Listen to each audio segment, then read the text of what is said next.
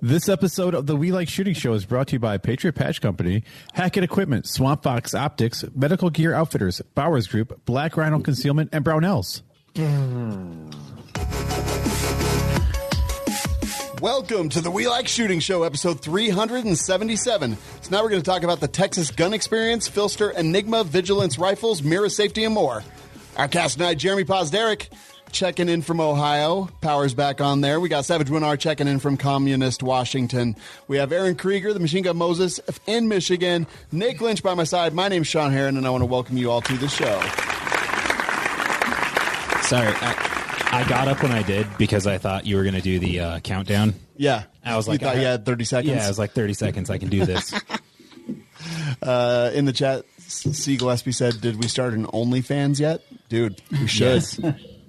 Yeah, what would we put on it? I actually started an OnlyFans. Yeah, it highly features your wife. I just draw a nipple on the top of my head. Oh, that's terrible. It's like right there. God. I started an OnlyFans, and I email everyone a preview unless they join my OnlyFans. If they join my OnlyFans and pay me money, then I won't send them any more of my content. You just leave them alone? Yeah. But if they don't respond to it, you send them the actual unblurred picture? Yeah. That makes sense. Correct. Yeah. Oh, God. That makes a lot of sense. Aaron has a lot of fans tonight, or just one psycho. Yeah. Oh, you know, I don't even have that up anymore. I just have the full screen. I don't even look at the comment section any longer. It's probably for the best. I'm not going to lie. All right, so get this. I went to we did the at Meijer. It's a local grocery store here. You can like pre-order your groceries and you go drive there and they deliver it to your car, which is great this time of year because the Meijer is just crazy packed, right? I get home and I found a bunch of items that I didn't order in a bag. So I got someone else's bag. Like there was a bunch of Christmas lights and Flonase and all this like stuff. So I went back today and returned it all. Like, this was in my bag. It's not mine. I don't know who ordered it, but not me. And everyone, even the guy like behind the counter was like, really? You're giving it back? And I'm like, yeah, I didn't order it. Everyone was just shocked. They're like, I would have kept it. Yeah, that's the worst financial decision I've ever heard you make. Yeah, it's so weird. Like, just the way we are now. Like, oh, free stuff that obviously someone else paid for, but I got. Well, it's not like they're going to like find the person and give it back to them.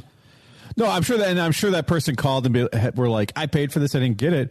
But at the same time, everyone else's cost goes up when stuff like that happens. I mean, not really. Like, they're going to basically probably throw it away because of COVID. Like, they don't want that you've had in your house, in your car, and now you gave back to them. And, you've had COVID 14 times, or at least been tested 14 times. Yeah. Let me tell you, like, I have like scars in my sinus cavity of just all those little needles going up there going, hey. He's been negative every time, so he's like the safest person here, probably. Exactly. That gives me an idea. Everybody in the country needs to just find a company that we don't like, or one that's getting too big for its britches, like Amazon. Order just billions of dollars and then return it all and see if they throw it all away because of COVID. Or if they actually have convictions, they throw it away and actually have convictions, or if they try to resell that. Oh, I'm pretty sure most of them try to resell it, especially Amazon. Like with all products, we sell PPE, so we can't resell anything. If something comes back, it goes straight into the testing pile. We send it out to YouTubers and stuff like that. So that's what's happening. All right, that makes sense. All right, let's get it. Yeah, but Amazon, I know for a fact, does resell stuff, and they'll label it as used. Amazon warehouse. If you see Amazon warehouse, that basically means Amazon COVID. Perfect. I just was surprised at everyone's reaction of like actually doing the right thing. It was like, really? They're just like, what the do you want us to do with it? Right? We're not putting it back on the shelf. It's like, it was Christmas lights. I'm sure they'll put it back up. And Flonase that was still in the box. It was like, but who orders like two things of like those nose pumps things? Someone's got a problem. Yeah, sounds like. There was a supervisor who was like, we resolved this situation. Like, they called, said they didn't get it. We gave them a refund. It was done. It was over. Now we've got this crap. It's just going to sit on a shelf in the back for the next 4 years before somebody throws it away. The one time Aaron's like, look what a good person I am. And we're all like, you're an idiot. Right. I'm sorry, Aaron. That's terrible. I know. I'm sorry. It was really nice of you. His mouth. Aaron, pick a company. I want to pick Swamp Fox Optics. All right, Nick, tell me about your experience with some Swamp Fox Optics. It's been pretty positive so far. I thought that maybe, how when you go into a swamp and there's like the swamp gas that bubbles up, the methane and stuff. Yes. I thought maybe being called Swamp Fox, like you'd open the box and get a little whiff of some of that swamp gas or something. Not at all. No. In fact, no flammable gases in the box at all that I can tell, which is good from a safety perspective, but mildly disappointing from a pyromaniac perspective. Well, I understand you like the methane purge stuff. I do. It's true. It's a good idea. It's true. It makes the boxes lighter for shipping. Yep, that's right. The gas makes it float up just a little bit, so it's fine. It also makes it blow up a little bit. Alex B said Flonase slightly used 25% off. Aaron brought it back. He's like, these suppositories don't work at all. All right.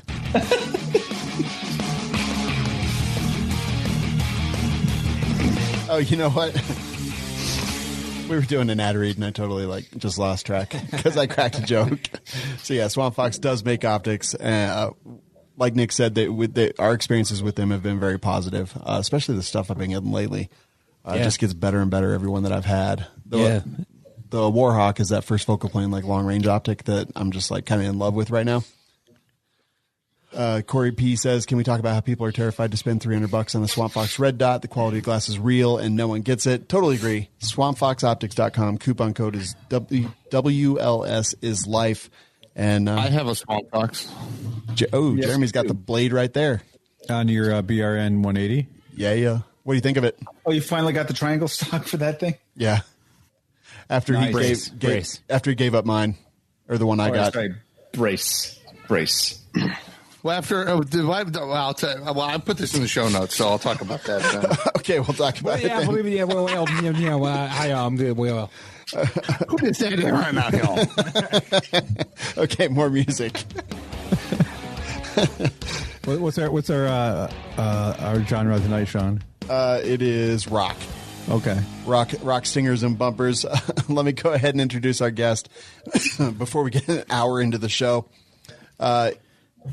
He has a really long bio, been on HBO, BBC, CBS, the founder and CEO of Ready to Go Survival, the guy behind Mira Safety. His name is Roman Zdrajewski. Welcome to the show, man. Thank you. Thanks for having me on, Shawn, Nick, and everybody else.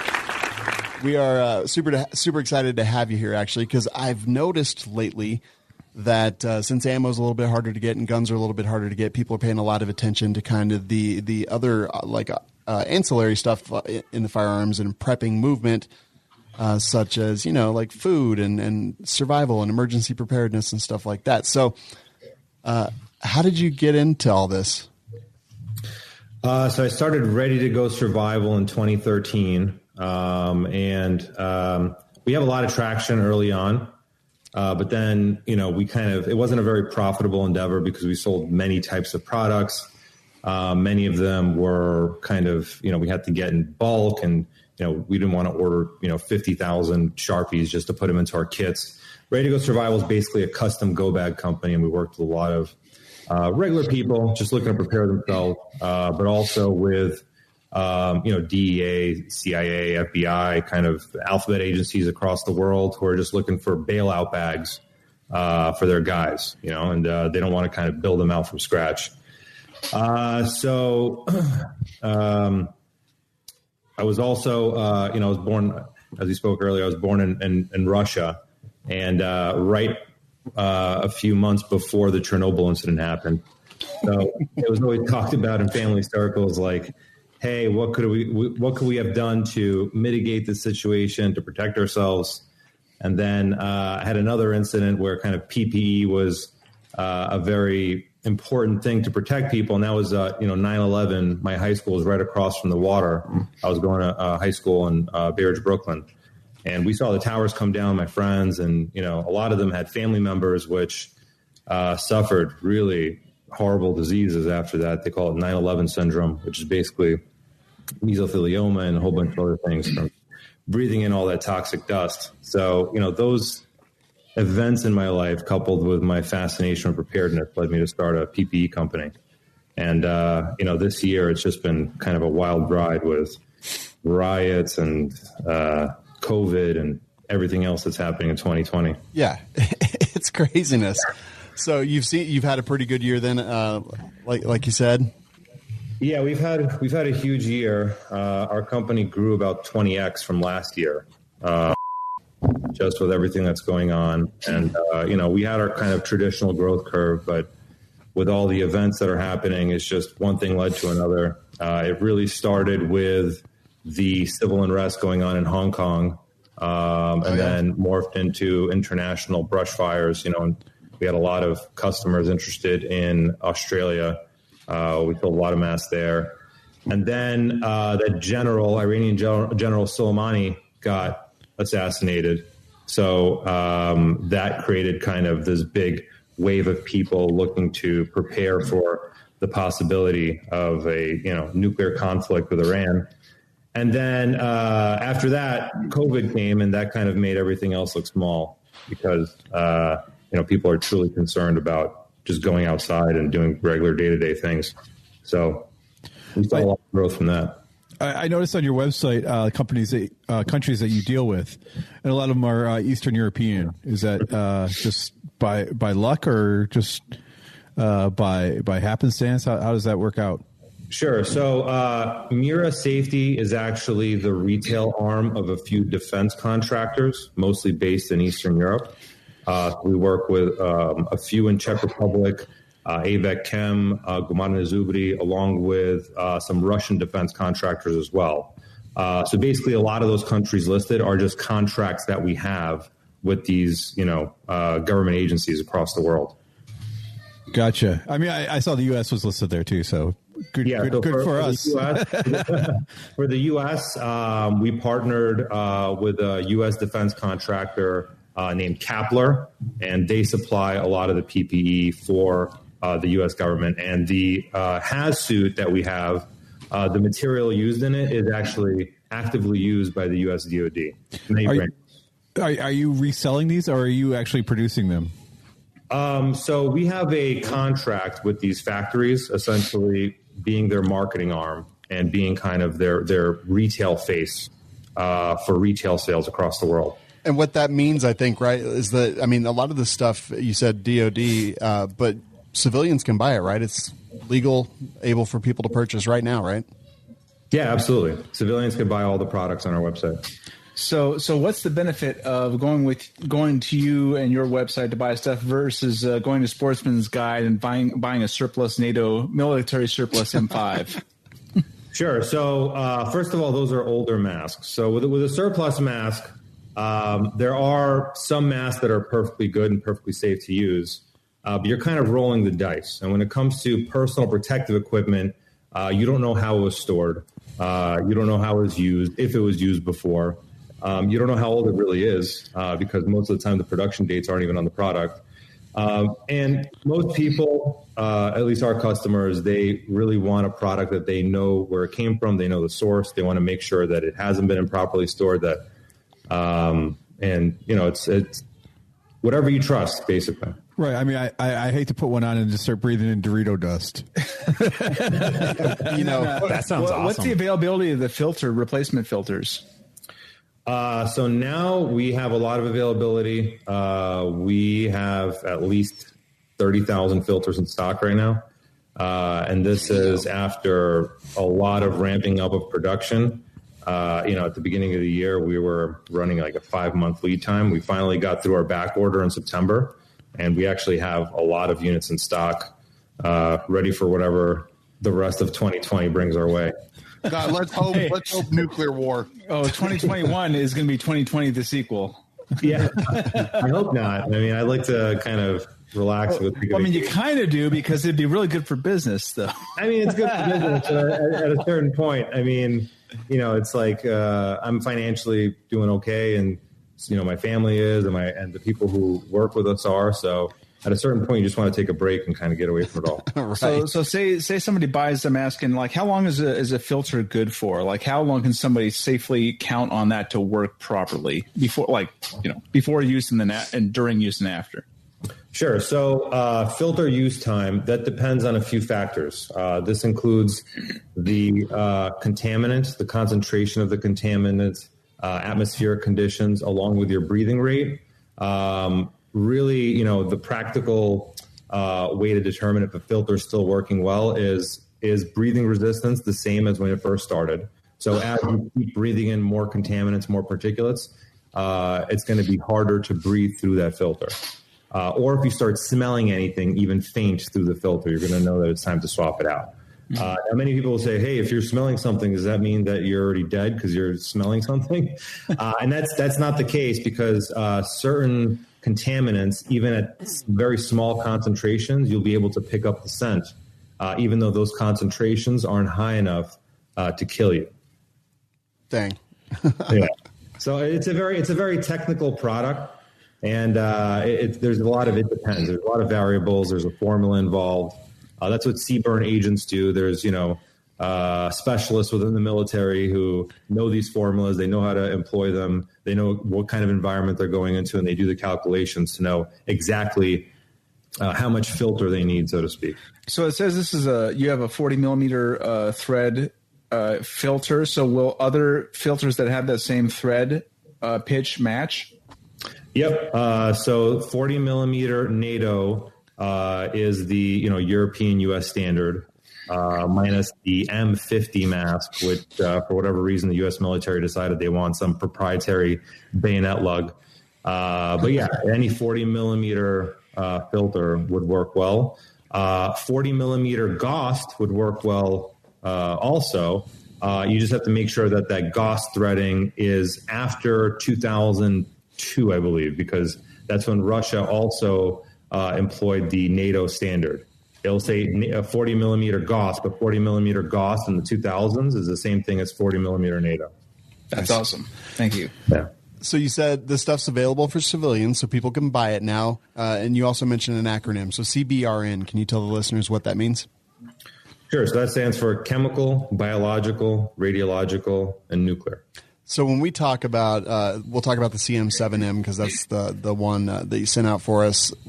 Like, talk about that and what the features are, because there's a lot of features that I was like, okay, that's kind of cool. I just kind of want to wear it to the grocery store, actually. Well, I have one here, and I actually have a brand new mask that we have not yet launched. This is called the CM8M. You see it on camera here. Nice. It looks cool. And this is the CM7M that I sent you. Yeah. Looks-wise, that one, the 7 looks pretty badass. The other one. Yeah, that looks they both look awesome. It looks scary. Yeah, that's pretty intimidating. That's the only situation. If you're wearing one of these on your face, people aren't going to really want to mess with you. They're like, yeah, that guy means business. He's pretty serious. That's the only mask I will wear in public. That's fair. That is fair. It's the only one that will actually protect you. Yeah, it's funny because everybody wishes Jerambe would wear a mask in public every day. Not because of COVID. You can't fly with these masks. Really? So you could put a bandana over your face and get on a flight no problem. But I tried to don one of these masks and hop the flight over into Georgia, and they're like, "No, sir, you can't wear that." And I was like, "Well, what's up? What's wrong?"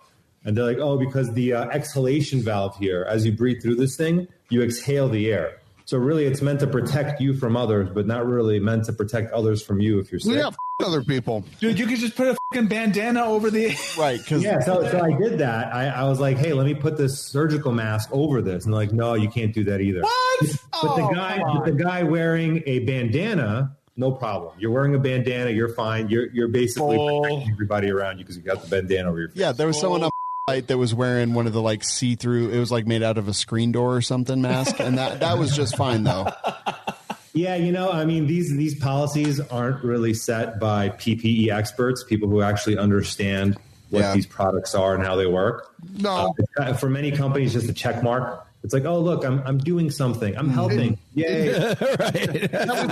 That was never the intended purpose. The whole purpose of the mask thing was to get these cowards and stupid people to still go shop. Yeah, I mean, I don't know, maybe. It's security theater. It's like the TSA. It is security theater. I do agree. So I feel a little lied to over this whole filter thing because the Metro video game series told me that it was like roughly 5 minutes, but it was like a precise amount of time. I can't remember now. That you could like set your watch to, you know, because you have the little alarm that goes off. There's a big kind of Metro contingent that really is into our masks. I never played the game, but I heard it's like pretty popular. Yeah, they're pretty awesome. Yeah, so a mask like this, what would you be looking for?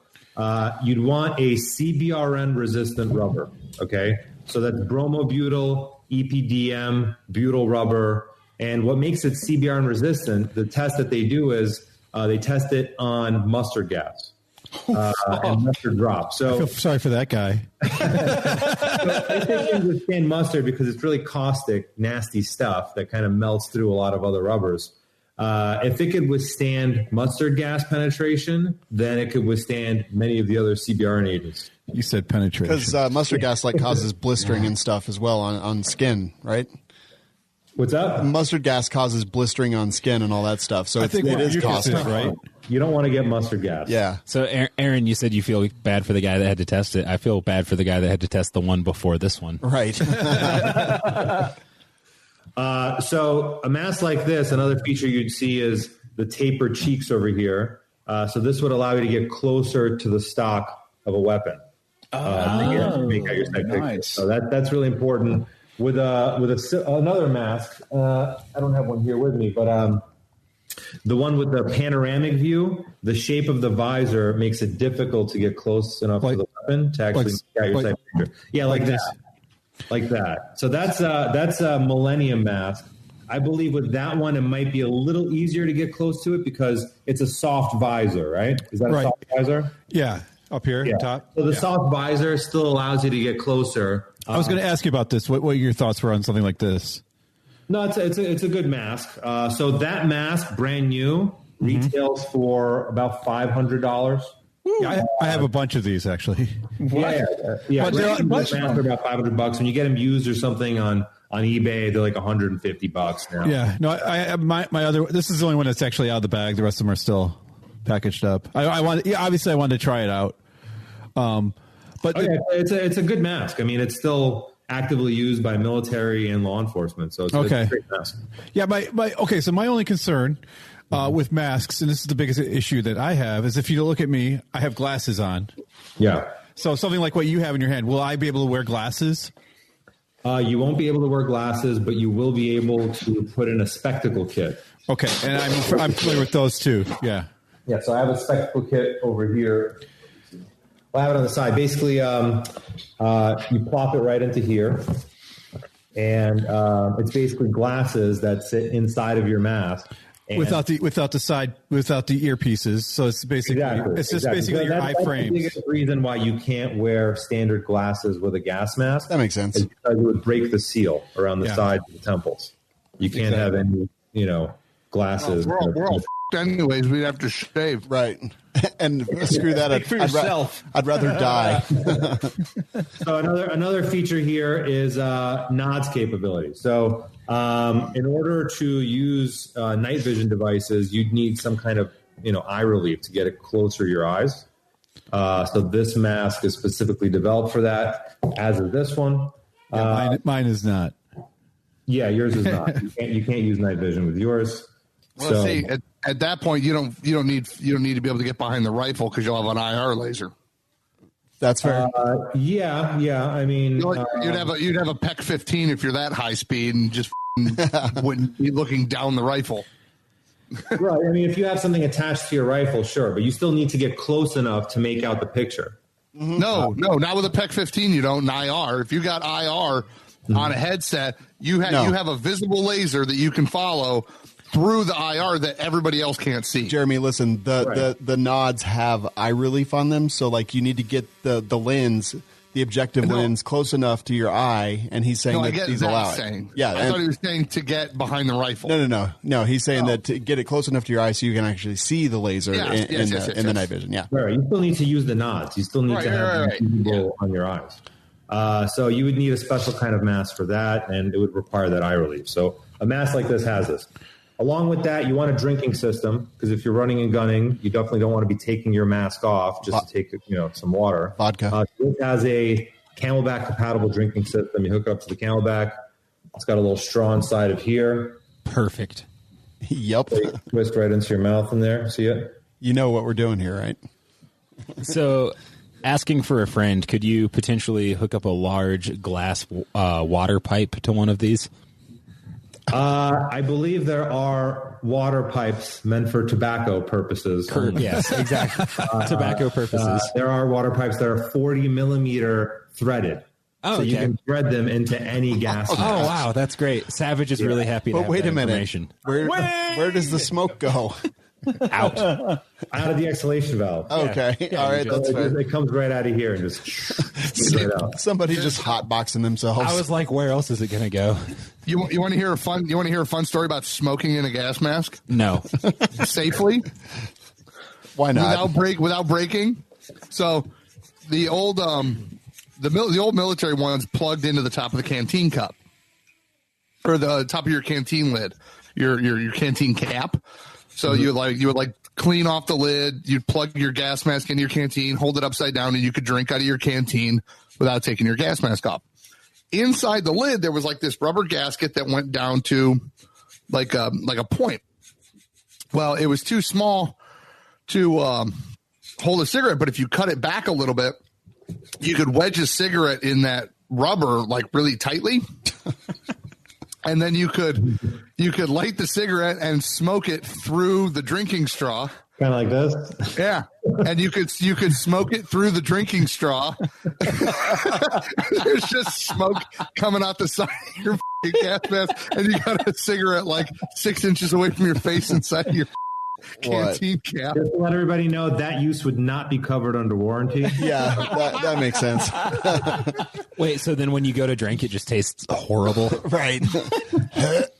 Well, we asked the NBC guy, one of the NBC guys, we're like, well, if there was a chemical or a biological agent, would you be fine? And he goes, honestly, the cigarette flame's probably hot enough to kill anything. So yeah, you probably would be fine. Jeez. All right, so it's tapered so you can get behind your rifle. It lets the night vision get close enough to your eye. It's got a drinking straw. It's got a drinking straw. Another thing is you don't want to get a rubber head harness. You really want it to be this kind of elastic cloth-based one, because it's going to pull on your hair. And ideally, you'd want a 6-point head harness. And that was one of the major upgrades from the CM7M to the CM8M. It's got a 6-point head harness. So with this, it kind of distributes the weight a little better on the face. Makes it more comfy. Yeah, exactly. What do those weigh? About 2 pounds. Oh, okay. Yep. That's awesome. And it depends on what kind of filter you put on here. I mean, the big CBRN filters weigh about 1 pound each. Dang. You only really want to wear one filter with a mask, because the other side is meant for your shooting side. If you put a filter over here, you're not going to be able to get close to your weapon. That makes sense. So we've established that mine is $500. How much is yours? So this mask right here is $250 brand new. Wow, that's a really good value right there. Yeah. Comparatively. Yeah, this mask is we haven't set the price yet, but it's probably going to be around $300 to $350. And still value. Have comms capabilities. You just pop this one off right here. This is the exhalation valve, and a microphone setup comes on here.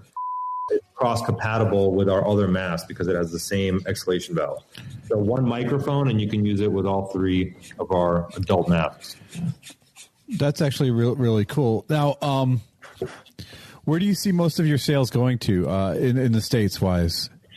Major cities, New York City, Los Angeles, basically all of California because of the wildfires. We also have a filter that specifically is made for fire escape. It has an oxidizing agent inside of it called hopcolite, which converts carbon monoxide into carbon dioxide, allowing you to breathe it out. And a lot in Washington, Portland area, really kind of the hot spots around the country where tear gas is deployed. We'll definitely see a lot of, interest and people coming onto our website and purchasing. That's awesome.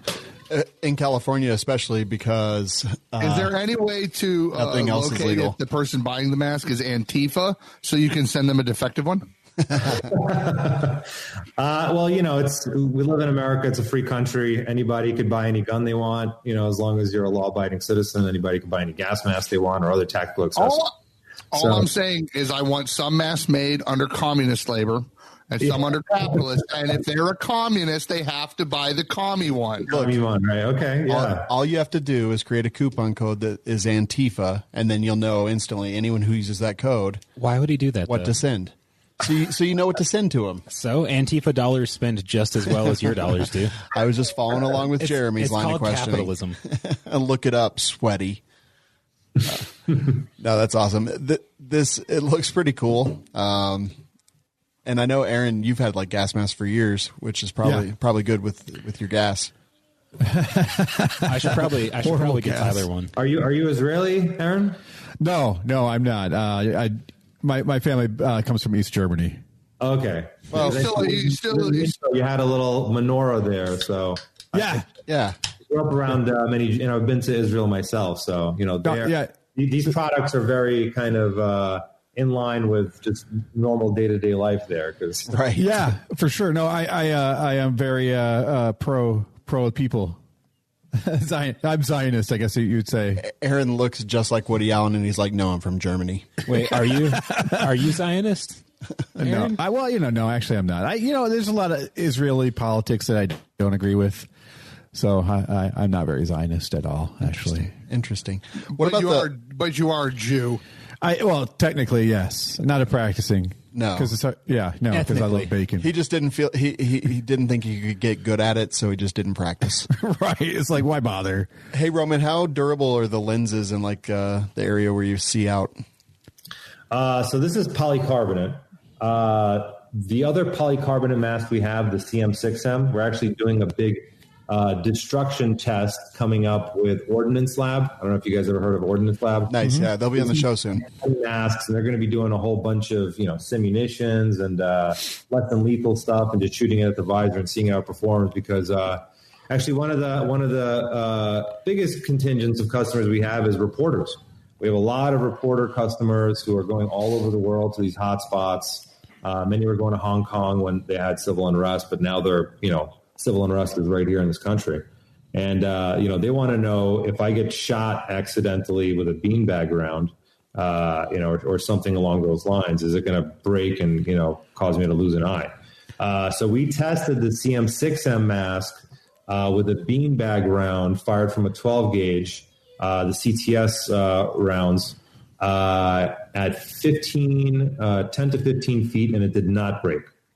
Nice. I still want to know if they think they're going to keep their eye if they get shot in the face with the beanbag round without the face mask. Yeah, I don't know. I mean, for them, it's all about just maximizing their chances of coming home and not being maimed or losing an eye. So with the masks themselves, I know that press usually has a certain specific color they wear. I think it's like a baby blue or something. Do all masks just come in black, or do you offer different colors? No, just black. We will have this one coming out in white as well. Just to make it even more terrifying. Stormtrooper. For medical personnel, just to fit in with that whole white lab coat kind of look. Yeah, easier to make a skull face on it. Okay, I get it. Yeah. But also for the guys who want to, wear gas masks in the snow and camouflage in with their snow kit. Yeah. Oh, yeah. Very well. So, what's the craziest warranty return that you've gotten? Craziest warranty return. People don't really return their masks, especially now. They're built to last, so you could beat these things and pretty good, and they'll hold up. We don't really have any crazy warranty returns, and we don't do returns now because of COVID, so we temporarily stopped our exchanges. Insurance policy. But we haven't really had any crazy warranty exchanges.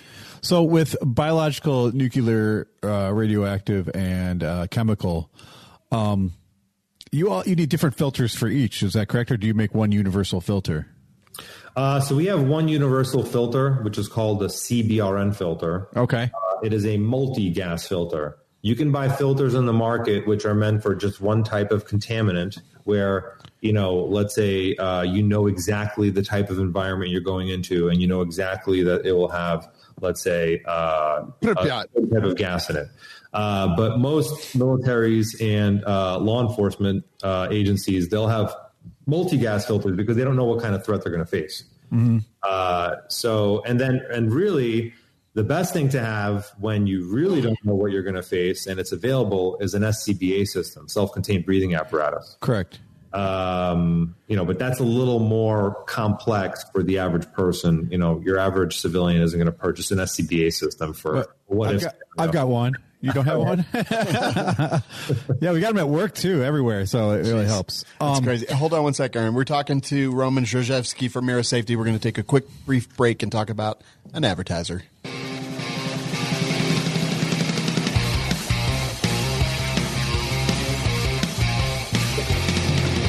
So do you have the ads auto playing while we? No, we actually have to just talk about them out loud. Yeah. It's so unfortunate. Aaron, pick a company. Black Rhino Concealment. All right. I'm sorry, that's not one of them. Yes, it is. Yeah, it is. Aaron, Nick, tell me about your experience with Black Rhino Concealment. Well, it's been very good, despite what you may believe from the name of the company. The box, when you open it, actually does not smell of rhino flatulence. Good. Okay, so tell me about their holsters. They make some fantastic holsters. Tell me about the experience that you have with the holsters that you have. The experience that I've had with the holsters has been very pleasant.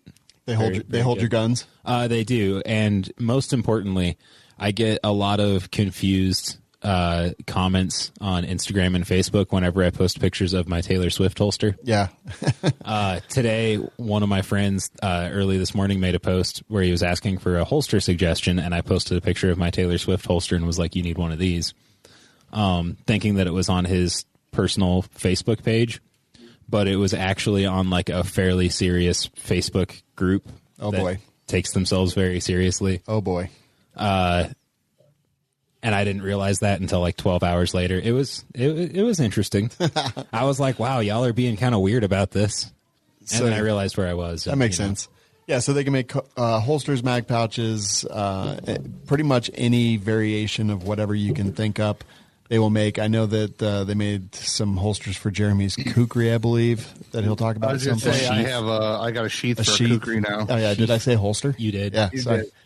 And if you ask really nice, they'll even put Taylor Swift on it. For anybody on video, dude, there's a kukri sitting on my plate carrier.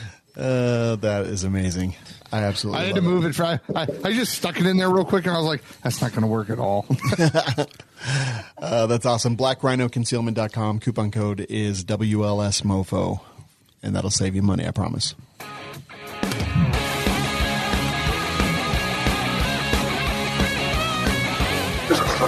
Okay, Aaron, sorry to interrupt you. What were you going to ask?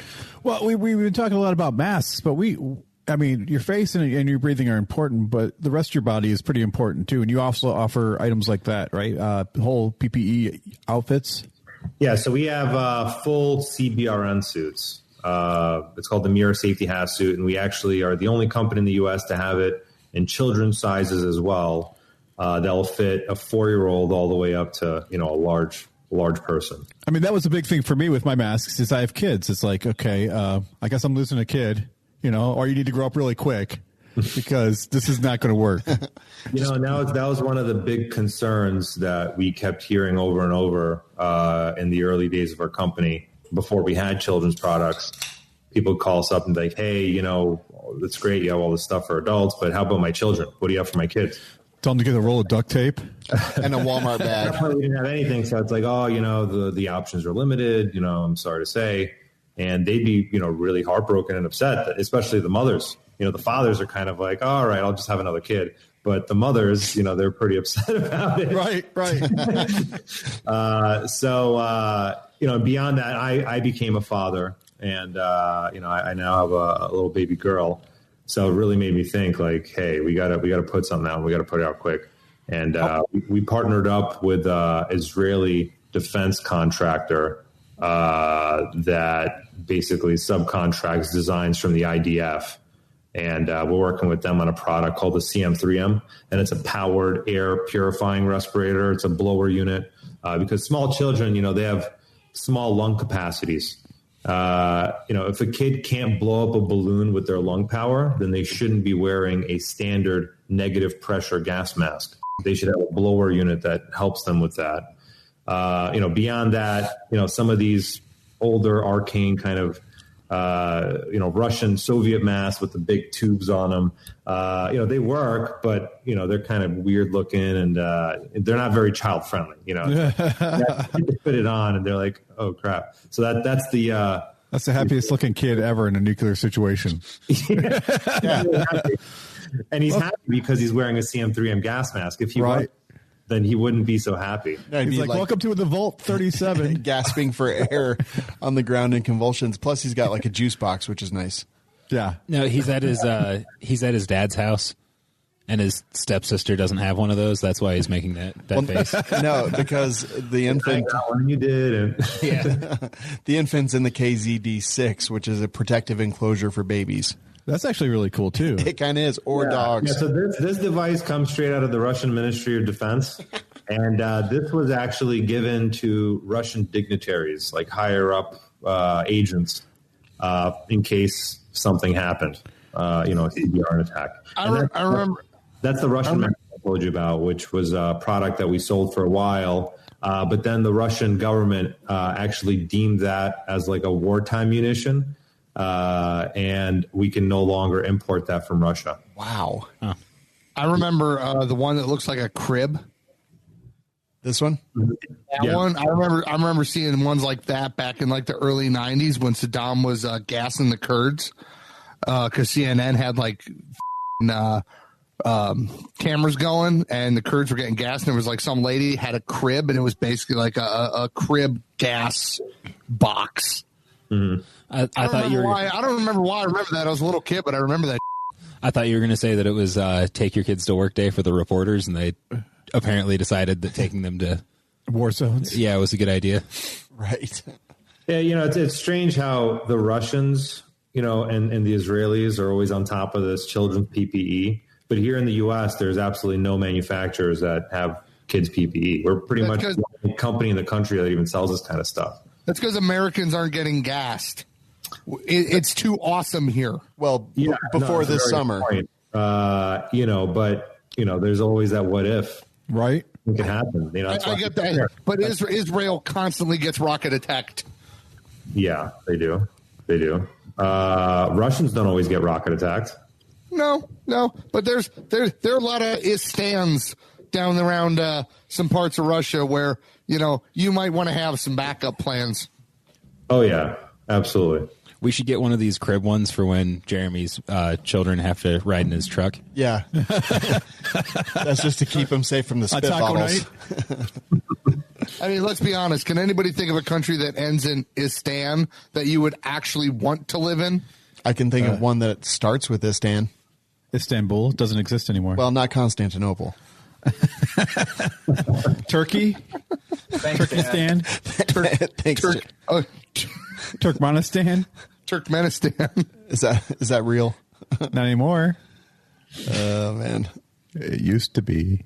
It's pretty crazy. Like these are crazy times, man. Like just the fact that people are thinking so much about this lately. And yeah, I get it. Some of it's ammo. Some of it's because ammo and guns are harder to get. So they're like, I need new cool stuff. Well, to cosplay in. The whole prepper mindset is to be prepared for anything. Yeah. You have water filtration, you have bug out bags, you have safety for everything. But a lot of people don't actually consider the whole concept of I need to breathe, and that's something that's lacking. And I think this is that's why I have mine. I mean, it's really important. Yeah. You should be covering yourself on all fronts. Well, this was initially a very niche product line. And we knew there was a certain niche for this product line, but that niche, since the beginning of 2020, has greatly expanded. Without question. More and more people are thinking about this stuff. It's come top of mind. And, it's just one event after the other. I can't pinpoint it down to one event that's making people go out and prepare in droves, which they are. But it's just a combination of things. You see one thing, you see another thing. It's like every week of 2020 tries to like one up the week before. Right? Do you have like ones that are? Do you have ones that will protect you from killer hornets too? Murder hornets. When I saw the killer hornets, I was like, "Come on, 2020." My favorite one was like someone found like this ancient vault in the some cave. They're like, let's open it. Let's not. They're like, no, it's not the time. There's a glowing light coming from it. Right? Oh yeah, it's the perfect time. Let's do it right now. It's just ridiculous. All right, so let's talk about the elephant in the room here. Beards. They're going to work with the masks. Beards are no good for wearing any kind of. I was going to say beards are no good. If you would have stopped there, I'd have been like, you, sir. Guess I'll die. Yeah, guess I'll die. So we've got this hood here, and this isn't something we sell on our website, but we do government contracts with this. So with a hood system, this actually seals around your neck. Okay, so it covers your whole head, and that way, unless you got a big like neck beard going all the way down and connecting to your chest, you would wear this with a positive pressure system. Okay. Like a PAPR, powered air purifying respirator. And you could actually wear this with a beard and not get gassed. All right. That's fair. I'm disappointed that it's not black though. Yeah, it's not black. I'll secure it around Shawn's neck. It's not black. With my belt. Really what we recommend for guys with beards is keep a beard trimmer in your kit. So in case the shit hits the fan, yeah, you're going to have to get rid of that beard. You can't be all macho. Do you know how bad it sucks to shave right before you go into the gas chamber? Oh, God. Yeah, I mean, it sucks, but, it doesn't suck as much as dying. So True. Agreed. True. That would be so crazy because, guys can't just shave their beard off. They have to, get the handlebar mustache. Then they got to go. They got to get the goatee, the mutton Eventually chops. go to the Hitler stash and then be like, they're done. Because you got to you constantly look at different, oh, I wonder how this will look. Meanwhile, just dying from sarin. Stop gassing. I need this for my Insta. Exactly. Right, exactly. Exactly. It's ridiculous, man.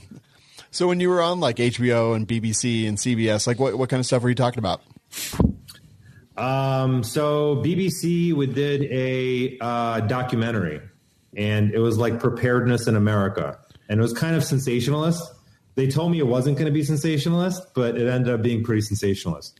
And my buddy and I, who I started Ready to Go Survival with, we were the only, more or less normal people on the show. The other preppers they were showing were feeding, raising wolves and doing all this, eating canned food from 30 years ago and had no teeth. It was pretty bad. And it was and then the prepper business. And we seemed kind of normal people in comparison. So that was the BBC thing. HBO, we were in this show called High Maintenance, and it's about a weed delivery guy in New York City. Nice. And it was the early stages of my first company, Ready to Go Survival, where we kind of supplied the bags for them and had a small part in there.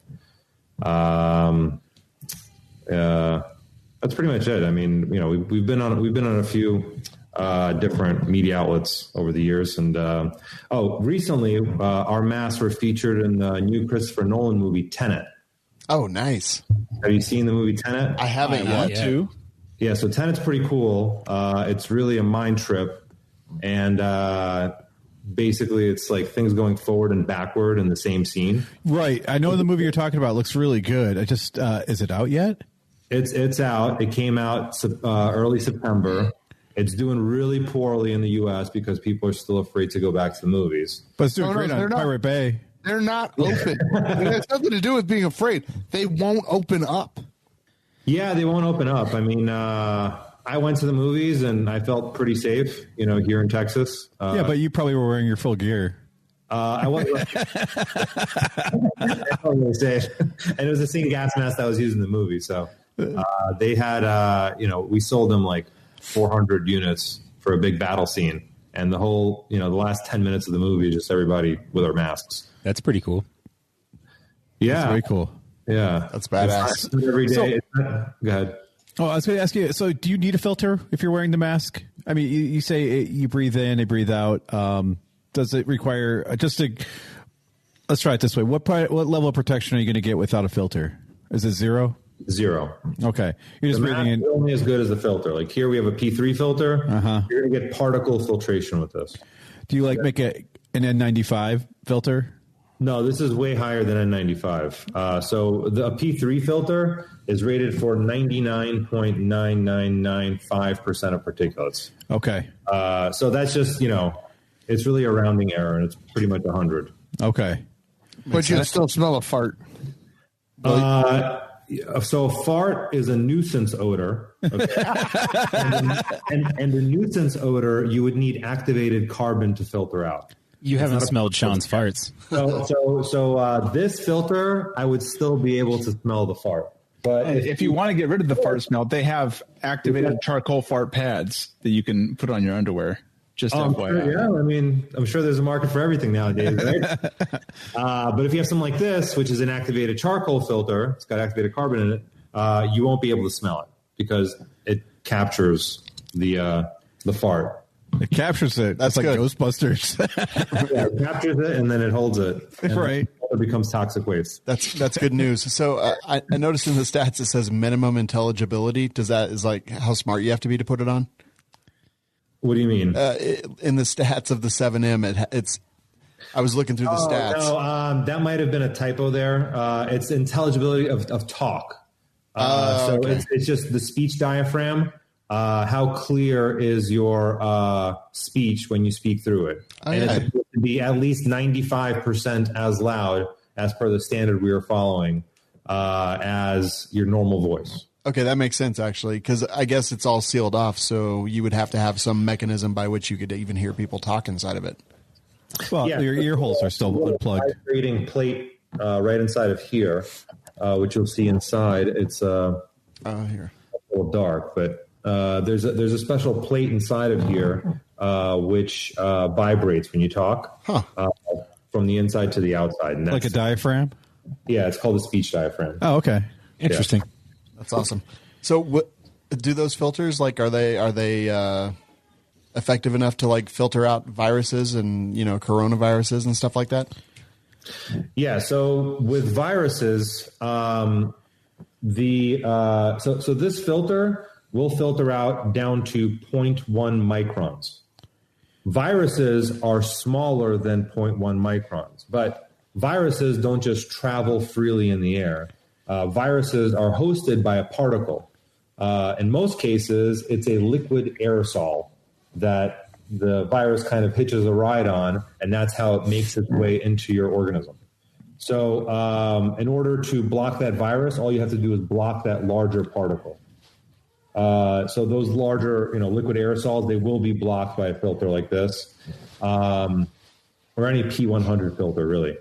Nice.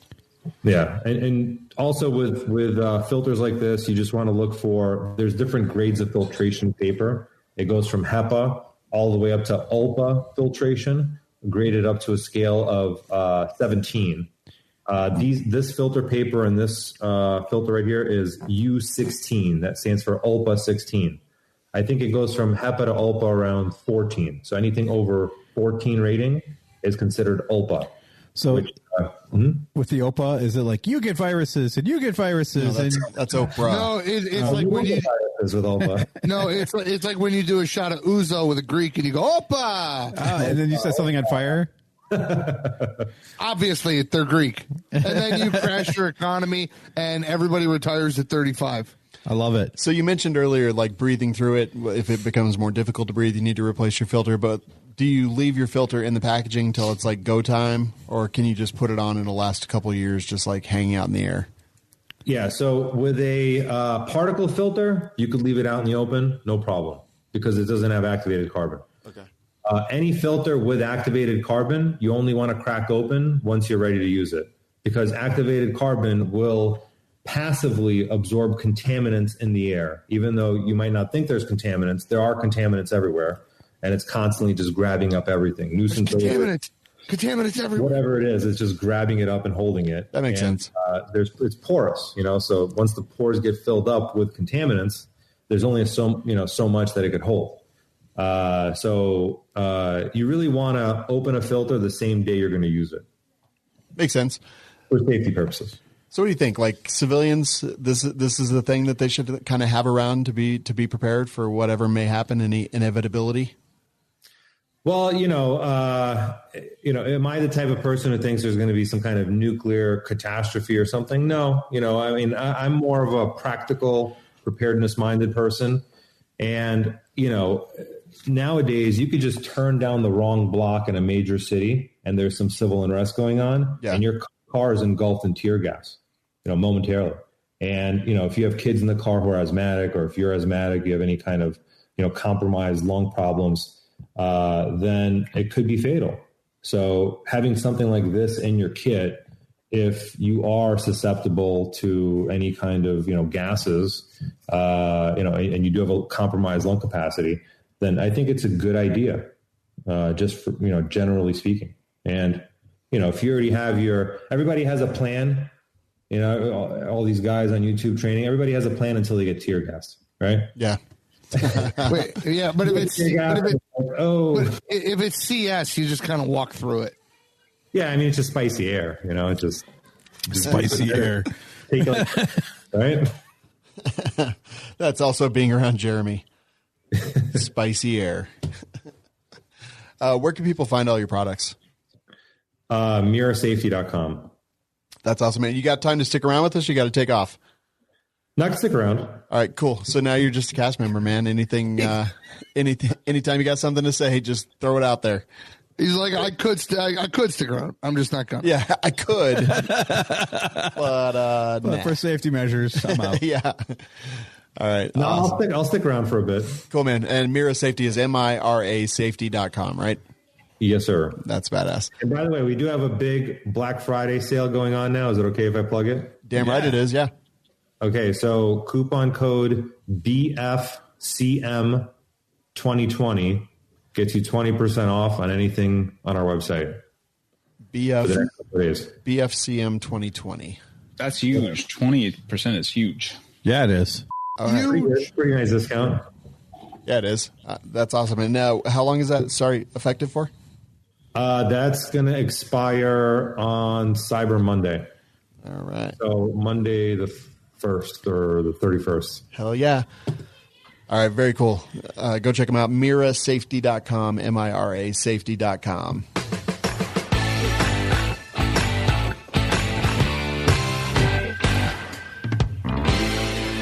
All right, Aaron, pick a company. Bowers Group. Nick, tell me about some experiences that you've had with Bowers Group. I've had great experiences with Bowers Group and all of their products. When you shoot the suppressors, I should clarify, when you shoot using the suppressors with them installed, they actually don't smell like swamp gas at all. That's true.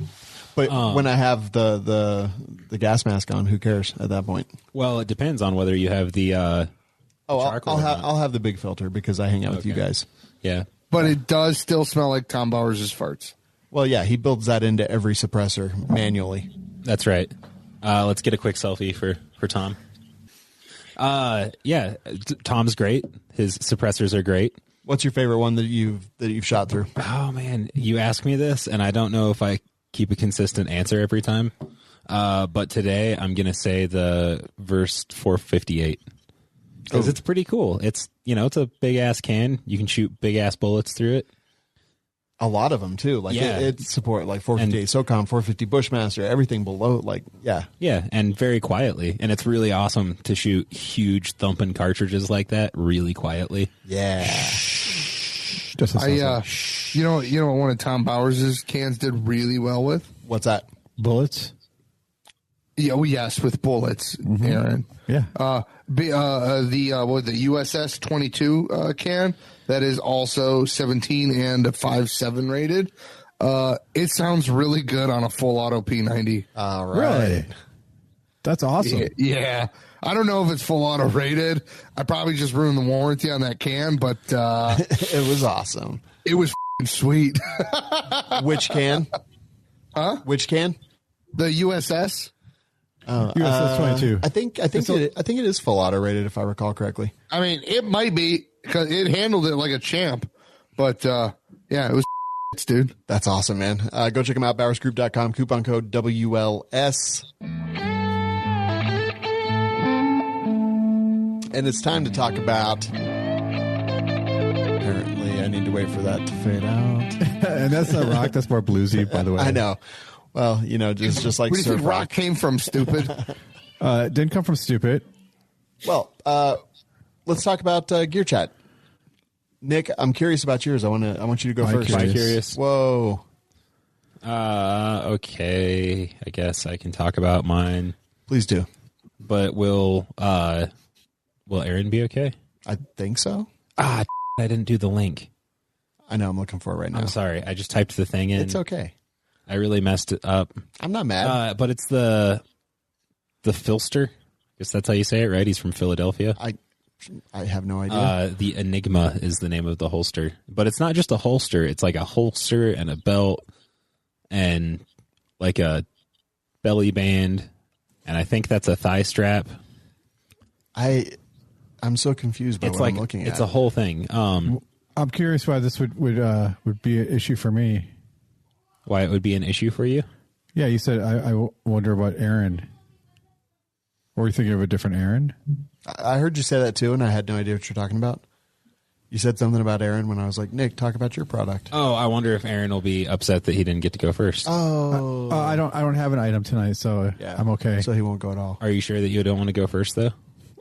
Sure, I'll go first. Tonight I'm talking about nothing. Your turn, Nick. I don't understand what we're looking about. Yeah, so basically this thing goes inside your pants, and you don't, as far as I can tell, have to wear like a belt through your belt loops, or you could wear this with gym shorts because it's got its own belt built into it. And it comes with a lasso. I think that's for like your thigh or something. It might hold up your Shawn. Maybe. Tuck them right in there. This is... It's really interesting. It is. I don't want to crap on it. No. So yeah, you have the actual holster portion, and then there's a silvery colored bit, like a big wing kind of, that goes over the top of the holster, and then there's a belt that hooks to either side of that. And then hanging down below, there's like a little lasso looking thing that I believe appears to go around your thigh. Is it called the Enigma because it's so complicated? Because it's a mystery. Yeah, because there's codes that you need to get it on. Is that his gun or his love gun? It's an Enigma. I don't know. So I'm interested in this. Do you wear a lot of shorts? I do actually wear a lot of shorts. This may not work the best for me because with my gut issues, I don't always wear a belt. Dude, did you see the cleft of that guy's chin? That's and of course amazing. He could hide a gun in there. Some Charlton Heston cleft going on. Continue on, please, Nick. Of course, this has a belt built into it, so it may not work for me as well. But I'm also kind of a weird case. I think this is interesting. I think it potentially could work well. I know that PHLster, however you say it, has been a pretty big deal for a long time in the Kydex industry. They were fairly early in. His YouTube channel taught me a bunch of stuff. Yeah. This is, it is a belt, so it's not probably going to fall down. But what's the leg strap for? I guess I don't get that. I don't know that I necessarily. Maybe so it doesn't ride up. Maybe. For when you're deploying the weapon, so it doesn't make the holster fall out. It kind of stays, stationary. That makes sense. Yeah. Because when it's on your belt or something, obviously the crotch of your pants prevents it from pulling the pants and the belt up. So this doesn't have that. Huh. Yeah, I am unsure about this. This is never something, if I had thought about what do I want in a holster, I don't think this is what I would have come up with. But I also feel like this guy knows his stuff, and he knows his stuff well enough to not put out something that's just total. Yeah, there's a lot of rivets and stuff. I'm just thinking how cold it would be to put on in the winter. I was wondering that too, but yeah, but that stuff warms up pretty quickly too. Yeah, honestly, like carrying a gun in general sucks. Yeah. So I'm ready to deal with a little bit of discomfort. Well, this thing, yeah, and look, it looks like you pull that off and throw it at people. The plastic, yeah, it's like a boomerang or something. Yeah. Yep. Maybe you could put like an edge on it because part of that looks like you could hang on to it and it might actually be kind of ergonomic for a handle. Yeah. How much is it? That's a fantastic question. Would you say it's an Enigma? I would say it's an Enigma. I actually don't know. The article here that I saw from Soldier Systems doesn't mention a price, I don't think. That's where I'm at too. $85. A holster shell not included. Oh, okay. So it's the rig that the holster attaches to. So it'll be like 80 something. Close to $200 probably. Yeah, another like 75-ish for the holster. Huh. Interesting. They got compatible with non-light bearing holsters which have a mod wing, dark wing, RCS Vanguard wing, or other concealment claw wing with a 5/8 on center hole spacing below the trigger guard of the holster. Huh. So they have a dark wing that goes over your red hood. Dark wing duck. Dark wing duck. Cool, man. Yeah, I was thinking Nightwing. My bad. If any of you guys have used this, which I'm guessing probably no because I think it's brand new. But if any of you, available late November 22, so it's not out yet. So never mind for you guys. I was going to say if some of you guys have used it, let us know what you thought about it. But you haven't, so shut up. Kind of interesting. So I actually I went to Texas over the weekend and went to Texas Gun Experience, and it was pretty cool. Aaron, were you with us when we went? Yes. We smoked cigars on the patio and hung out there. They had the Gatling gun. And that was a different place. Different place. God, no, I wasn't there. I was going to ask, were you with us when we went to the Country Club with Brownells? Yes, I was there. That place was awesome. That place felt a little bit stodgy. Like Texas Gun Experience is a country club and like freaking amazing. But it felt like a little bit more welcoming and open. And man, they were busy like the whole time we were there, which was kind of nuts. Just people like shopping. They have all kinds of retail stuff. It's like it's I don't know, Disneyland for guns almost. Like you can go do experiences and stuff and shoot a bunch of different machine guns. Like they've got the gamer package, which is a bunch of machine guns from Call of Duty. They have all kinds of classes there going on all the time. Like while we were there, they had a knife fighting class one night. They had my medical class 2 days in a row, and just like stuff. It's like an enormous place. Stuff going on all the time. They've got like VIP rooms and all that stuff. But one of the coolest thing that happened was they were like, yeah, just look at all the machine guns and just pick the ones that you want to shoot. And they have a minigun.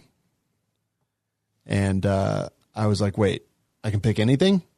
And they were like, yeah. I was like, okay, minigun. Because I've never shot a minigun. And they were like, here's 20 rounds. Question? Yeah. It was 250 rounds, man. In an indoor range. And Jeremy, what's minigun? What caliber is it?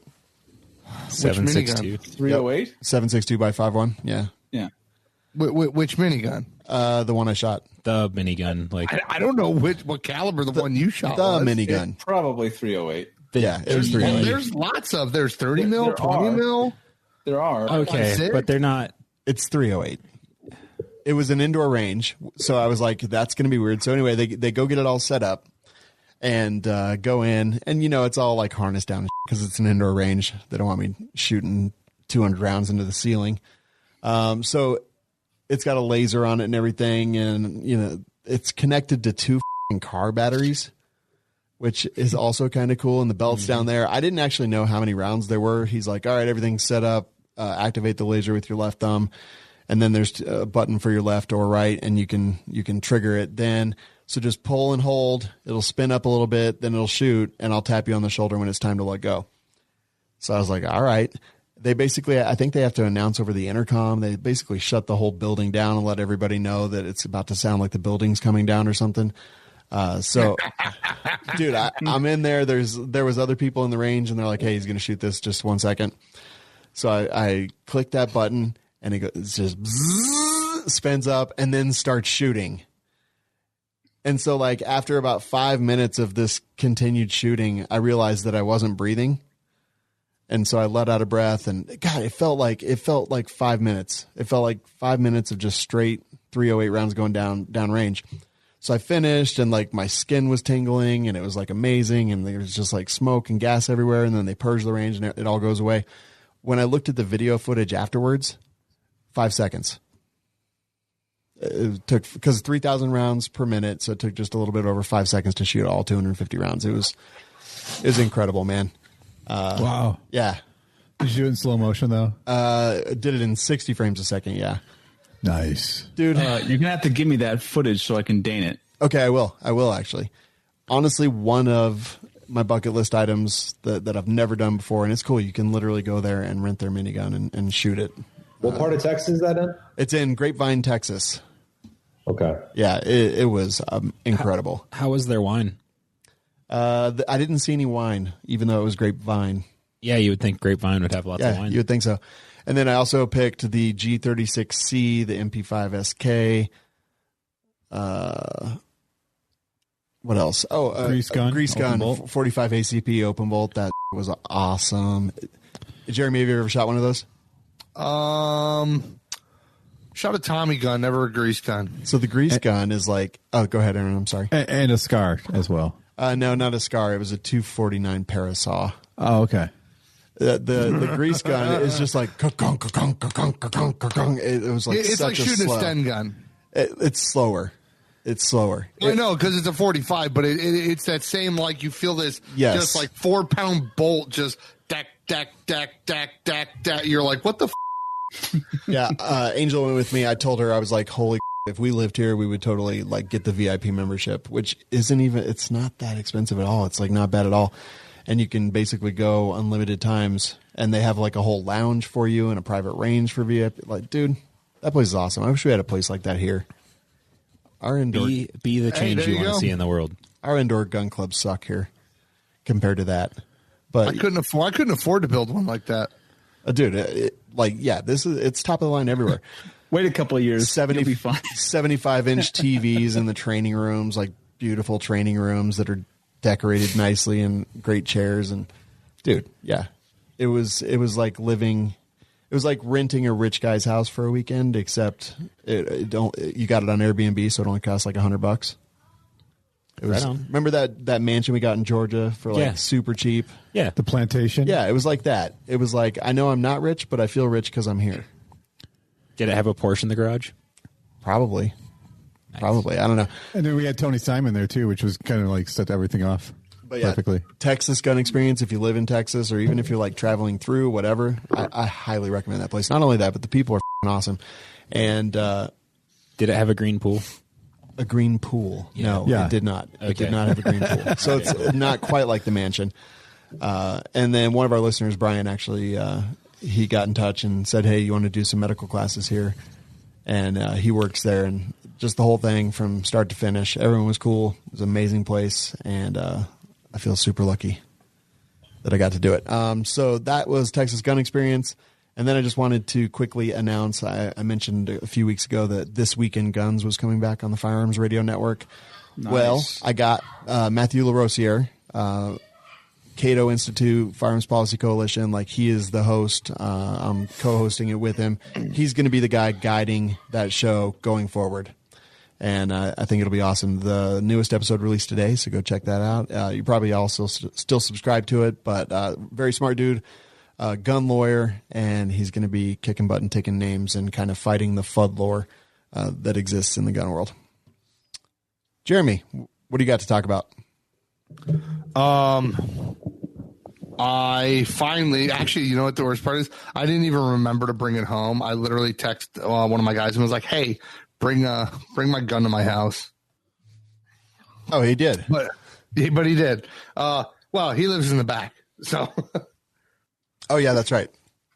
This is my Brownells BRN 180, and I finally got it done and together, and I mean, mostly complete. So we have, it's a BRN 180. It's 5.56. It actually has the BRN 180 lower. Yours only has a AR lower, right? Mine has an AR lower, and then I put the KNS Precision Picatinny, I don't know, whatever, buffer adapter or whatever. Right. Yeah. I actually have the Brownells BRN 80 lower that has the pick rail. It looks great. It looks like it was meant for it. It looks like it has rivets, like it's the old stamp steel receiver. Yeah.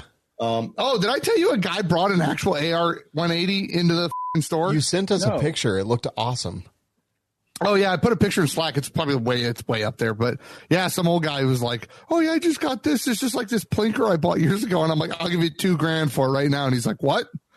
I'm like, "I don't even know if it's worth that much, but I want it. I will give you $2,000." He's like, "No, I just bought this as a plinker like 50 years ago." I'm like, "You old." I'm like, "How about you leave that to me in your will, and I'll kill you in the parking lot." But yeah, it's I have the foldable triangle brace.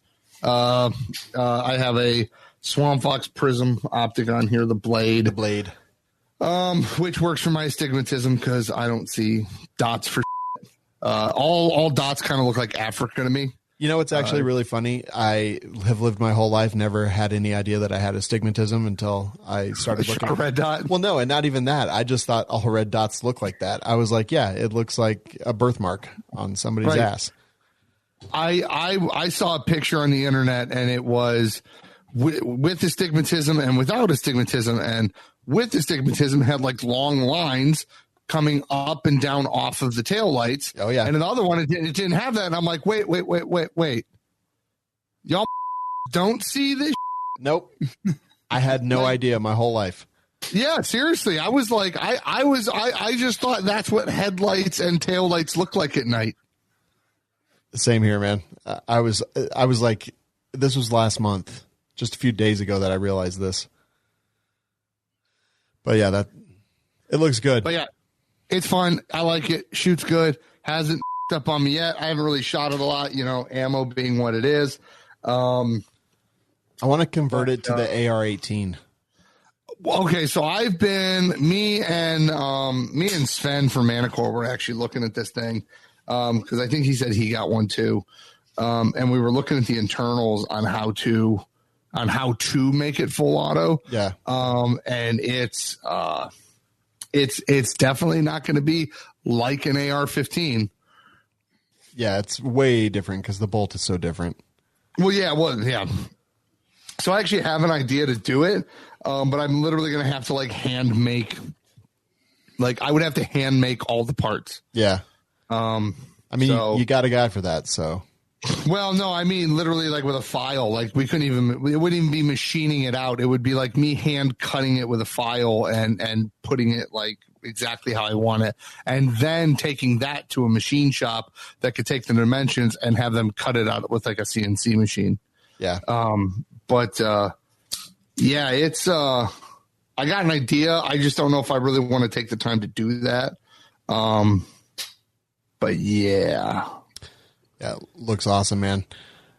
Roman, what's the coolest thing you've seen lately? So I got two of these knives, which I wanted to show you guys. Really cool. So this company's name is Bussy Combat. And you might find, if you watch The Walking Dead, Daryl Dixon was actually using this knife. It's called the Team Gemini. And their claim to fame is this INFI steel, which is supposedly indestructible. I've done some tests with it, batoning, and another knife I have from Busey. And these are the toughest knives on the market. They're indestructible. Yeah, no, they're indestructible for sure. Give me a sledgehammer. No, they're really, really tough. They're quite expensive. I think a knife like this is like $350. But it's all handmade, hand finished, and made in small batches and stuff. So it's really, really cool knife. So I got is that G10 grip on there? Yeah, gotcha. Looks sick. And then I got and the plastic sheath. What the? Yeah, cardboard sheath. I didn't get a sheath yet for them.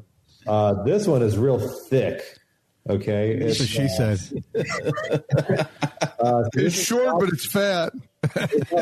Sub brands. They've got Busey, and then they've got Swamp Rat, and then they have Scrapyard. They got is that Rhino Liner on it? Is it? Yeah, kind of. It's kind of like Rhino Liner, but this thing is just a super thick freaking knife. You could That's a chonker. Chop a tree down with that. It's a chonker. I mean, it's a good like bushcraft. Keep it in your, I mean, it's a bit too heavy to put on your plate carrier. I intentionally. Are you sure? I have a fucking kukri on mine. Yeah, but Jeremy's 6'7". You're a hardcore man. Yeah. With the kukri. Yeah, these are cool knives, and I like the story behind the company. They make everything in small batches. They'll make an announcement on a new product via email, and then they'll like take it off the website. So I know just based on their email list, they basically sell everything in a few days. They'll come out with like a limited line of knives, sell them in a few days, and then create a new knife. That's cool. Yeah, Motherfucking savages over here. Keep the value up. So the resale value on these is usually higher than what you pay for them. Oh, wow. Just because they're all limited production run. Yeah. They're sick. Nice. Savages over here thinking Roman looks like in Hawkeye. Yeah, I've heard that one. Have you? We had somebody comment on it. Jeremy Renier. Yeah. Well, I guess that's the exotic way to say his name. Jeremy Renier. Yeah. I don't know how to say it either. all us Russians look alike. Right? That's right. Yeah. I'm surprised you're not like passed out with vodka. You're riding a bear. Yeah, I actually I was almost passed out and then I had to drink a bunch of coffee because I remembered I had to go onto your podcast. I drank so much vodka, I got to like snap out of it. Was it Black Rifle coffee, by chance? He's like, Das Vidanya, Sukas. So here, actually, I do have a question about Russia real quick. Do you ever go back? Yeah, almost every year. Okay, is the traffic like I always see these videos of driving in Russia and it's just ridiculousness? Is it really that bad over there? So Russians do a lot of stupid behind the wheel. And that's mostly because they know that if they get in trouble, they can pay their way out of it. Gotcha. So you do something crazy, you get into Boris's tank one night and you start driving around you'll get stopped. You could pay a few $1,000 and probably get away with it. No problem. As long as you don't kill anybody. Nice. If you kill somebody, then it'll cost you a lot more. But you can still pay for it. Yeah. You can still pay your way out of it. And I think that's one of the reasons. And plus in Russia, there's a lot of fraud. There's a lot of, road fraud and, accident insurance fraud and stuff like that. So that's why everybody in Russia has a dash cam. And that's one of the reasons I got a dash cam is because, just going to Russia all the time, everybody else had one there. And I was like, hey, might as well get a dash cam. And because everybody has dash cams, they catch all these, crazy moments on the road. Right. It's just much more acceptable to have a dash cam there. If we had that in the U.S., I'm sure YouTube would be filled with videos, of crazy stuff happening on U.S. roads. But it's just not part of the norm here, as it is in Russia. Oh, that's hilarious. Pretty nuts. Yeah, I've seen those videos too. Just like AK out the window, and then they back off. I'm like, I want to live in that utopia. Yeah, I mean, it's good to visit. I wouldn't live there. I do have dual citizenship. That's cool. Just in case the shit hits the fan in the U.S. It's like I could always go to the other superpower. Like I could use comrade. Exactly. Yes, masks. No, I love the U.S. and I'm an American patriot, and at least that's what they taught me to say in the KGB. Perfect. Hide in plain sight. On November 3rd. What's that TV show, The American? Where does my cyanide capsule? Bite down hard. But not yet. Wait till you're finished. I was sucking that beat to have like a back tooth as a cyanide capsule, and you're eating like gobstoppers, and you just hear crunch. You're like, oh. Yeah, I mean, if I was one of these agents, I'd definitely like fake it and like pretend like I ate it and then just like play dead, and hopefully they don't check my pulse. Right. They just leave you there. They're like, oh, he's dead. Leave me there, like shoot me in the leg, and I'll just like eat that and like not move, and then wake up, an hour later and try to get away. Awesome. Hey, Savage, what was your product tonight? I guess we finally made it over to me. Oh, wow. I've got an interesting product, yet another 9mm carbine on the market. This one from Vigilence Rifles called the M20. It's a pistol caliber carbine, and it takes Glock mags, and that sounds like a lot of the specs that you normally see from a lot of pistol caliber carbines that have come out lately. This one looks and works a bit differently than most. It is quite the chunker, and it looks really awkward. Awkward would be the first thing that comes to my mind. So, really? Ugly was the first thing that came to my mind. Yeah, that too. Awkward and ugly. So it has a left side charging handle, which is kind of cool. And it also has a folding buttstock because it kind of looks like an AR, like a really fugly AR. And then the buttstock actually folds over to the left, so it doesn't actually use the buffer tubes as a recoil assembly. It is it's a closed bolt, recoil operated gun.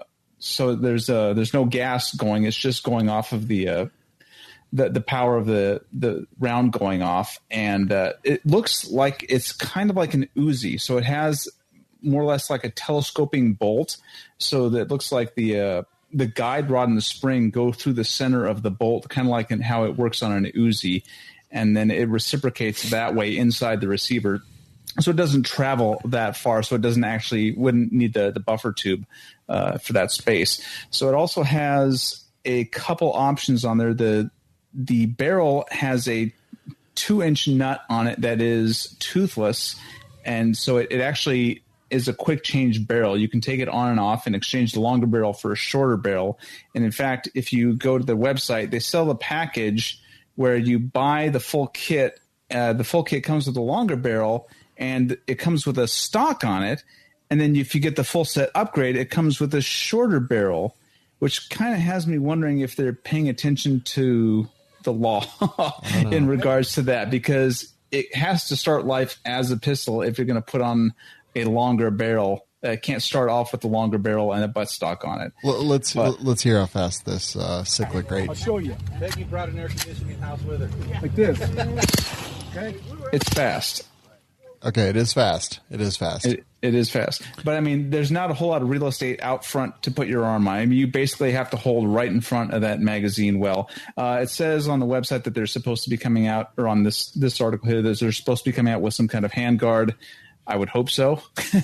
Yeah. Well, I think they're missing the boat here. It looks like the way it's designed would be a 9mm survival rifle is the way I would look at it as. Yeah, but I mean, it has a lot of the same features that you would find in, say, the Henry 22 survival rifle, except no ability to break it down. I think the best way they could do this is, instead of having the stock on there, put a brace and then have the short barrel. Then it would make a lot more sense. But having that 16-inch barrel on it makes it look kind of. I mean, it's just a super long 9mm carbine. Yeah.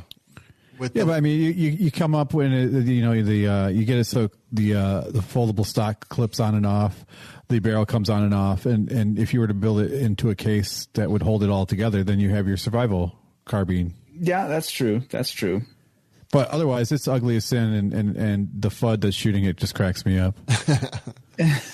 We don't know that he's a FUD. Oh, so there they have one that has a brace on it. Yeah, I saw. Yeah. I see the brace. That looks reasonable. And that looks like a decent setup. Whatever that guy's doing, I don't know. I don't really know. Yeah, he's trying to put it up to his cheek. Nick, you just walked in on a scale. On a scale of 1 to 10, Nick, what do you think of this? I'm gonna be honest. I saw that Savage had something in the gear chat. I was like, oh, that sounds interesting. A 9mm carbine. I hovered over it. The little preview popped up, and then I just scrolled away. Yeah, these guys are known for their bolt action 50 BMGs, and they also have a semi-auto version. The semi-auto is right around $13,000, so I hope you got some money for that one. But yeah, jeez, yeah. I mean, I would shoot it and give it a chance, but I don't love the way that looks. It's interesting how low that stock mounts. Yeah. Well, it'll give you some, room for your cheek to sit up on top of it and see. Yeah, I don't know if I want my face near that. It's all square. I know. It's like a big, put your face on this sharp pointed box and then shoot it. It looks like a brick with a barrel coming out of it. It reminds me of the zip gun. Roman, what do you think? Oh, sorry. I think it's cool. I mean, I don't know much about it. I haven't shot it. I don't know much about the company. Anytime I put my trust behind a firearm, it's really putting my trust in the company. Yeah. And the working there. So I don't know much about it, and I can't comment on it really. It's just, it looks funky. I like fascinating. I like the cyclic rate. It's fast. It's like somebody got drunk and shot a B&T once, and then tried to recreate it from memory. That's fair. That is so true. It's my SB9A1, man. No, dude. No, it's not. All right. Shut up, Jeremy. Pretty fair. You know what it looks like? It looks like a 9mm. It looks like a 9mm carbine that the Russians stole from us. Yeah, that's what it looks like. It looks like something. I like the aspects of it. No, the It's kind of Russians like a are good newsie. at creating stuff. I wouldn't say Russians. The Chinese, maybe. Oh no, man! Have you ever? That's like when you get to look at a Makarov and you're like, yeah, this is just a f***ing Walther clone. but it's Makarov. No, it's not. It's a fucking Walther PPK. It breaks down the same way. You even Call sign Alley Cat said, "Hell, compared to a poverty pony, that looks high speed." Or no, so compared to that, a poverty pony looks high speed. It takes Glonk mags. I love that. All right, $16.99. I know. Yeah, it's pricey.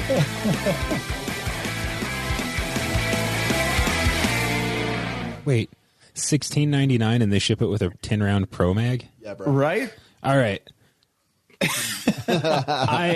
I appreciate Roman being very diplomatic over there, being like, I don't know a whole lot about it. I can't. But if you're paying $1,700, they can't afford to ship a $20 Glock mag with it, or a 33 rounder. Man, I don't know the Pro Mag. No, it's the California compliant version, right? That's fair. Not with that muzzle brake. Yeah, that's true. All right, dude, it's not light compliant. It's a Pro Mag. So I'm sure more gun manufacturers are going to be succumbing to the whims of Californians and all their laws over there. Probably. A lot of first-time gun buyers, and many of them are in these liberal states. Yeah, which is great. The more, the better. Let's see. This is Going Ballistic, brought to you by Brown L's. Wait, no, Brown L. It's Lifestyles, brought to you by Brown L. Shawn. WLS's Lifestyle, brought to you by Brown L's. We keep talking over the music, so I get confused as to where we're at. But yeah, Brown L's. Nick, tell me about an experience you had with Brown L's. I've had great experiences with Brown L's. When you open a box full of parts, do you know what it smells like? Freedom. It smells like plastic because all the individual parts that you get from Brown L's come in those neat little plastic bags that have the part number clearly marked on them, as well as the name. Leave them in the bags most of the time when I order extras. So I have them around. It's really good for inventory stuff. Yeah, I noticed they actually had some of the Foxtrot mic uppers, some of the 9mm uppers, like Steve built $419 for like the whole upper. Yeah, you could get one of those uppers for $419. And that's a side charger. Throw another $400 into a lower, and then you'd have plenty of money to buy actual real-life Glock magazines or even Magpul magazines. Yeah. You wouldn't have to settle for Pro Mag. Look at that. That's pretty awesome. I really like Steve's. And I saw this, $419.99 for the entire upper, side charging, in stock, and I've heard good things about Foxtrot mic as well. So go to WeLikeShooting.com/sponsors. Click on the link to go to Brownells, and they're going to have some good sales as well. I got an email. Also, if you're on the Edge program, you're going to get way better deals. So go check that out. Aaron, what do you got tonight? It's it's almost Thanksgiving, so all the Christmas sales are going to start up. I wonder what you guys are wanting for Christmas. Not that I might buy it for you, but, like our suggestions, someone else may use those and say to their spouse or loved ones or even for themselves. Ammunition. Besides ammunition. Besides ammo. No. Ammo. Yeah, no, besides ammo. If anyone buys me anything but ammo, I'm selling it to buy ammo. That's okay. Roman, what do you want for Christmas? Some more of this. Is that the 8M? I have, on my wish list, I have the MCX Big Zara. Nice. And they've been really hard to get. It seems like they're sold out everywhere. And on Gunbroker, they're going for like $1,000 over list. Ridiculous. It's crazy. Yeah. So I have a few people trying to hunt one down for me in the industry. So I'm hoping to get it. Wow, I mean, that's sparse, huh? Yeah, they are. I had someone ask me if I could get one. I just laughed at him and hung up the phone. Like, not going to happen. So yeah, ammo, or I guess, like, I don't know. You know, I was thinking when I was in Texas, I was like, honestly, like if you buy someone one of the machine gun packages for Christmas, like how cool would that be? That would be pretty awesome. That gamer package, it's like give it to, you know, whoever. They just go in, shoot a bunch of machine guns, get the big smile. That'd be cool. Right, because they're not just getting a gift, they're getting an experience, which will last a lifetime. Like ammo would be a good gift. Nick, what do you want for Christmas? You know what I want for Christmas? What? A new colon. Yeah. But I know that's not going to happen, so I would settle for something simple like ammo. That would be cool. Actually, would a listener be willing to donate? The colon might be more likely. We'll see. Right. You'll get a new colon before you get ammo? Probably. Does it have to be human? Oh, God. You know, that's a good question. I told the doctor in my last, in my last doctor's appointment, I was like, I keep trying to get my partner to do surgery on me. And she was like, what do you mean? And I was like, well, I keep telling her to, do like a DIY colon resection. Like, it doesn't seem that hard. You just like open it up, cut the bit out, stick the bit back together. No big deal. Like, obviously I'm joking, but the doctor just kind of like stares at me for a second, like they can't tell. And then they're like, right. So anyway, I'm going to. And then they're like, so I'm going to recommend that you go to a psychologist. I'm going to write you a prescription and we'll see how that works. It's just a cyanide pill. Bite down. Oh, gosh. Jeremy, what do you want for Christmas? Civil War. Yeah. The Boogaloo. I'm sorry. Everyone thinks that's a great idea until it actually happens. I just want to shoot commies and not go to jail for it. Isn't it ironic that all the people that are screaming defund the police and the only reason I don't shoot them is because of the police? So anyway, what products do you want for Christmas? I want my machine guns. Oh, wait. You have machine guns. What did I tell my wife? I don't know. My wife's not going to buy me anything that I want, anyways. I want a new holster for my Schofields. I want a guy transferred a model 1873 Winchester through the store today, and I was like, well, I want that now, right? I still want a lever action Winchester. Shotgun from way back in the day. Preferably in 10 gauge. There's so much stuff that I want. I know. Can I change my answer? Yeah. For Christmas, I want Jerambe to become a communist. But I'd kill myself just so there's one less. That's exactly what I was going to say. Yeah, let's make this happen. But I want him to still hate communists. Aaron, what do you want for Christmas? I divorced my wife for, quote, being a commie lover. So I've been looking at stuff for Tanner, my oldest, because he's really into knives. So I was looking at a lot of DIY knife kits, where you just build out these kits yourself. That's cool. Now, like for me, half the experience of owning a gun, like a lot of the Polymer 80 stuff is building it out and just, all the parts and really designing it from the ground up. What do you want here? What do you want here? What do you want here? So, I mean, it's that's what I really like is some more Polymer 80 kits.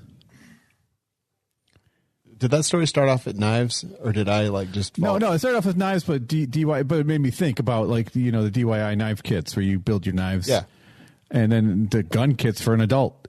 I see. Okay, that makes sense. Yeah, because Tanner's 13, I can't really buy him a DIY pistol kit.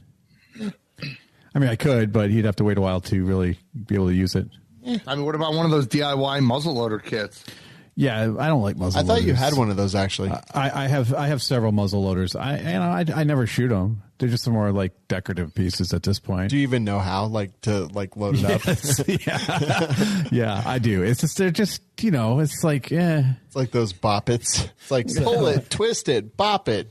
If I remember correctly, you fill the entire barrel with powder and then you tamp it down and then you fill it back up and then you tamp it back down and you leave just enough room for the ball at the muzzle for the projectile, right? Well, you can buy these discs now that are powder loads discs that you can put in there. So if you fill it completely up with these discs, that seems it looks seems pretty like cool. a good idea. You should do it. And you actually put the ball the bullet in the center of it to see what happens. Savage, what do you want for Christmas? Ooh, well, I wouldn't mind a gimbal for a camera. That'd be pretty awesome. But considering what I'm probably working with, I'll take a pair of boots. You want the DJI Ronin or the Crane or what? I don't know. There's the Zhiyuns look good. The Feiyutechs also look pretty awesome. The AK-2000 just because it has AK in it. No, but camera gimbals are awesome, and I need one. Yeah, they are. Shawn, this is like your year for AK-47s, right? No, because you're 47 this year, so like it's your AK year. Nah, No, he's 57. nah. I've got a couple AKs, but you know what? I don't have a lot of ammo. A 5.7. I don't have a 5.7. I did reach back out to Diamondback. Do you have a 6.5 Grendel? And they have ignored me in the exact same way that they did last time. They're too good for us. It seems like 7.62 ammo is easier to get than anything else. It is. So I saw that Global Ordnance had a bunch of it, and then I saw like a week later they still had a bunch of it, and then a week later they had a bunch of it, and finally I was like, you know what, I'm just going to buy it, and I'll just shoot that like for the rest of the year, and they were out of stock. Well, it's funny. I was hanging out with my friend Dustin and Dustin H, and he was telling me he was at the store and he just constantly sees AK ammo everywhere. So finally, he went out and bought an AK, and then he goes back to the store. And No ammo. I know. I'm like, oh Jesus, it's terrible. A lot of the boutique ammo is becoming easier to get your hands on than some of the mass-produced stuff. Good. And the prices are almost comparable now because a lot of these boutique manufacturers, they're not really jacking up the prices. Where the regular stuff, the prices are getting jacked up by everybody. yeah. I've been getting ammo from these guys, Grind Hard Ammo. They've got pretty good stuff. This guy, Austin Weiss, makes it in Florida. And it's really good stuff. And grind hard sounds like my last arrest warrant. He sounds like a good name for a movie superhero. Grind hard. Get in my office now. He was a big like motorcycle Grind hard guy. too. Grind harder. Oh, I'm sorry. It sounds like a porn. Never mind. So Savage wants boots and bread. And boots and socks. And boots and socks. Bread and boots and bread. I've been looking for a pair of like snakeskin or alligator skin boots for years, and I've never found a pair actually in my size. I don't think snakes get big enough. They do. No. Have you looked at those ones with this giant pointy tips that go around? Have you ever just thought about getting two alligators and shoving your foot up their ass? Have you ever seen the movie about that and Anaconda? calling them skis. What are they, Polish alligators? I got that. It's funny. I had a Polish friend in the Marine Corps, and his last name ended in ski, and his nickname was Ski. Ah, I don't think that's really very funny. And then they wrote a song about him. Ski, ski, ski. Never mind. Never mind. It's bad. I admit it. Yeah, if you see ski, it's either Russian or Polish. Exactly. Now this is going ballistic. Let's see.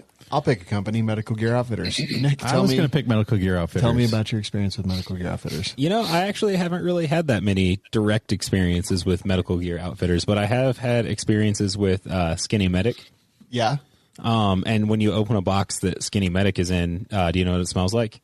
Plastic? Actually, kind of like swamp gas. Oh, that makes sense. Yeah. That actually does make sense. But the medical supplies don't. No, they're just fine. They're sterile. So I was actually a while back in every med class that I taught, they always asked me if I had med kits for sale. And I was like, no, I don't want to sell med kits. Like, I'm not trying to make extra money off you guys. I'm trying to give you skills that you need. Trying to teach you how to use stuff. Let's not pretend here, Shawn. It wasn't I don't want to sell you med kits. It was I haven't figured out how to make extra money off of you yet by selling you med kits. It was 100% I didn't want to sell med kits. I don't want to take them with me. I don't want to be a salesman in my class. I don't want to do any of that. But every single class was like, we wish you had med kits for sale. So I started ordering them from Skinny Medic and Medical Gear Outfitters. And they go like gangbusters. I took 8 kits to Texas this weekend. They're all gone. I had a class a few weeks before. I sold all the other ones. So it's like, I feel like about every week I'm selling those civilian medical podcast med kits just because they're great. They're compact. They're awesome. And you can get them at medicalgearoutfitters.com. Use coupon code WeLikeShooting to get 11% off your order. 11. It goes up to 11. It does go. it does. Nick F. $1, Bob. Nick F. I've literally bought a med kit from Shawn. Awkward. Why was it awkward? Yeah, I don't know why it's awkward. It wasn't awkward for me. It was awkward for me. All right, Savage, it's the news. It is the news, and there's a lot of buzz, as it were, this week over Black Rifle Coffee Company. So Black Rifle Coffee Company hangs their hat on a few things. Number one, they're a veteran-owned business that hires lots of veterans, and so they focus heavily on the veteran community. And two, it's Black Rifle Coffee Company, as in they saying, hey, we are into guns and shooting, and they definitely show it in their videos. In fact, they got a very prolific YouTuber who's really good, Richard Ryan, to produce all their video content, and it is very good quality stuff. However, their owner has been getting in a little bit of hot water lately. Earlier this week, somebody posted a picture of Kenosha Kyle wearing a Black Rifle Coffee shirt, and they also posted up a coupon code that somebody could use to get a discount, and also that person who put up the code could get a kickback from it. And so immediately, Evan Hafer or somebody from his company had a press release that went out saying that they, do not support Kyle, and they don't want to profit off of a tragedy. And while saying you don't want to profit off of a tragedy is very fair. There's a lot of background stuff around Evan that kind of makes his claims a little weak sauce. So there's I'm linking to a Reddit thread, and in here they have a few tweets that he put out saying that when that little girlfriend beating Kenosha LARP warrior dweeb wore a BRC shirt, it didn't mean he's endorsed. BRC denounces his punk ass. So they're basically throwing Kyle under the bus. And then the other one he liked is Kyle is a wannabe bag who wore their shirt. So first of all, neither of those tweets is from Evan Hafer. Oh, it's not. No. If you click the link, they're clearly written by War Cloud Brewing and Sassenach, 2864. I recant that then. Yeah, like I went to look and I was like, wait, these tweets don't exist. And this is from Archive. Like, this is archived, but they're not his tweets as far as I can tell. No. He liked them. Oh, well, big f***ing whoop. I know. I'm just saying. And there's other things where, he's got a lot of history of, paying donations to Democratic nominees. And well, to speak to that, I went and actually looked at it at the Federal Election Commission's website, and the only one that he's donated to in the last few years was Tulsi Gabbard. And my guess is, while she is reasonably liberal and a Democrat, she's also a veteran, and he donated $500 to her. So maybe he agrees with her politics, or maybe he was supporting a veteran. So I don't want to crucify him for that either. And I don't think they deserve to be crucified necessarily, but it was an awkward response that they've had to this entire situation. And Gun Drama Johnny came out and did a video where he did an interview with Matt Best, and they were talking about how really what they didn't want to do is profit off of the whole event, the whole Kenosha thing. I don't know. I mean, there's still a lot of kind of crisscrossy info out there going back and forth.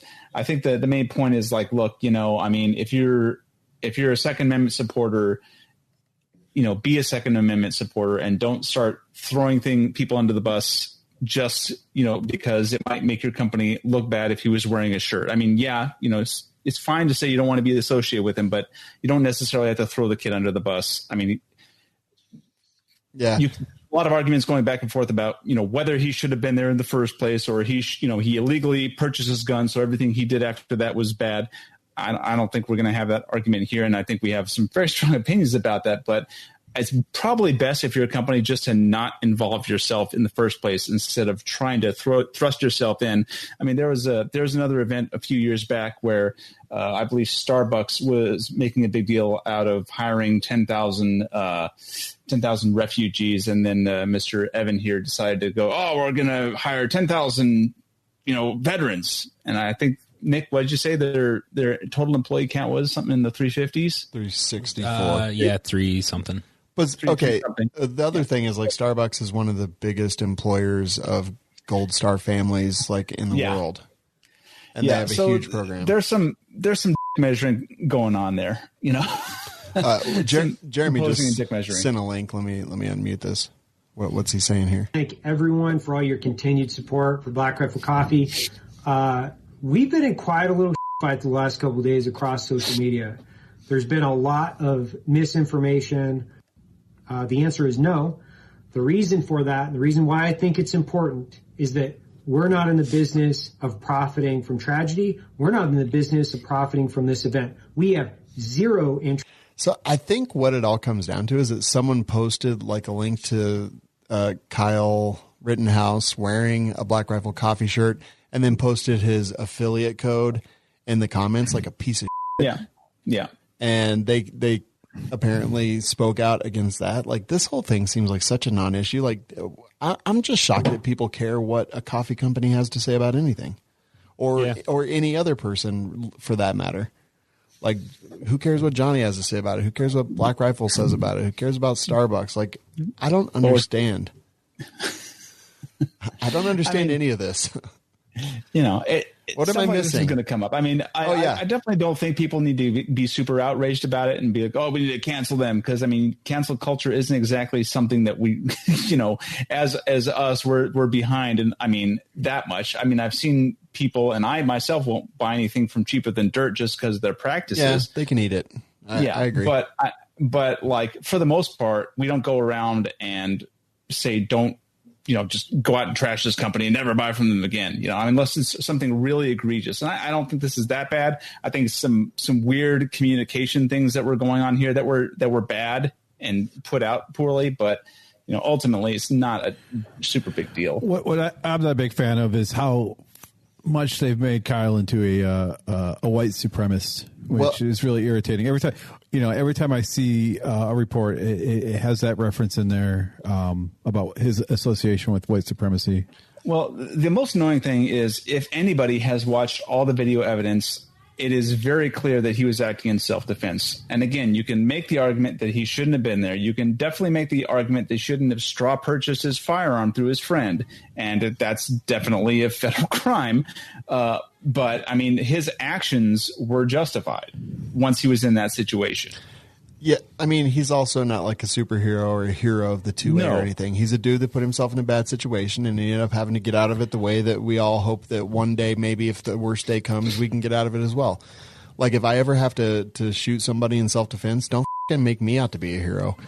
If I survive it, like that's all I care about. Like, don't make me out, don't hold me up, don't prop me up, don't talk about it. What if it was Baby Hitler? No, nothing. Like, I don't see it as being heroic. I see him as being a dude who ended up in a bad situation and he did what he had to do to survive, and I respect that. I respect the Second Amendment that allowed him to do so. I respect all of that, but also not a hero. Don't care what his politics are. I haven't seen anywhere that he's a white supremacist, Aaron, so I think we look at different news sources. But, Roman, I'd like to get your thoughts on this. Well, I mean, from a company standpoint, I just try to stay out of politics completely. That's a good call. It's just not worth it. There's a lot of bickering on both sides. I mean, we're in the business of protecting people. I don't care if you're on the left or the right. It's all about protecting people, and that's what we do. As far as, Kyle, I kind of I agree with what you said. I don't think anybody is a hero for being in that situation unless they, stop a mass shooting or something like that. Yeah. He's a kid who was in the wrong place at the wrong time. He shouldn't have been there. He defended himself because people were attacking him, and, take it for face value. He's probably going to be in trouble because of it. He's already in big trouble because of it. If he gets out without any charges, he's going to be very, very lucky. I'll give them a job. But yeah, anyone who kills commies is a hero in my book. It's gonna be a tough road for him. $2 million is what they just raised to pay his bail.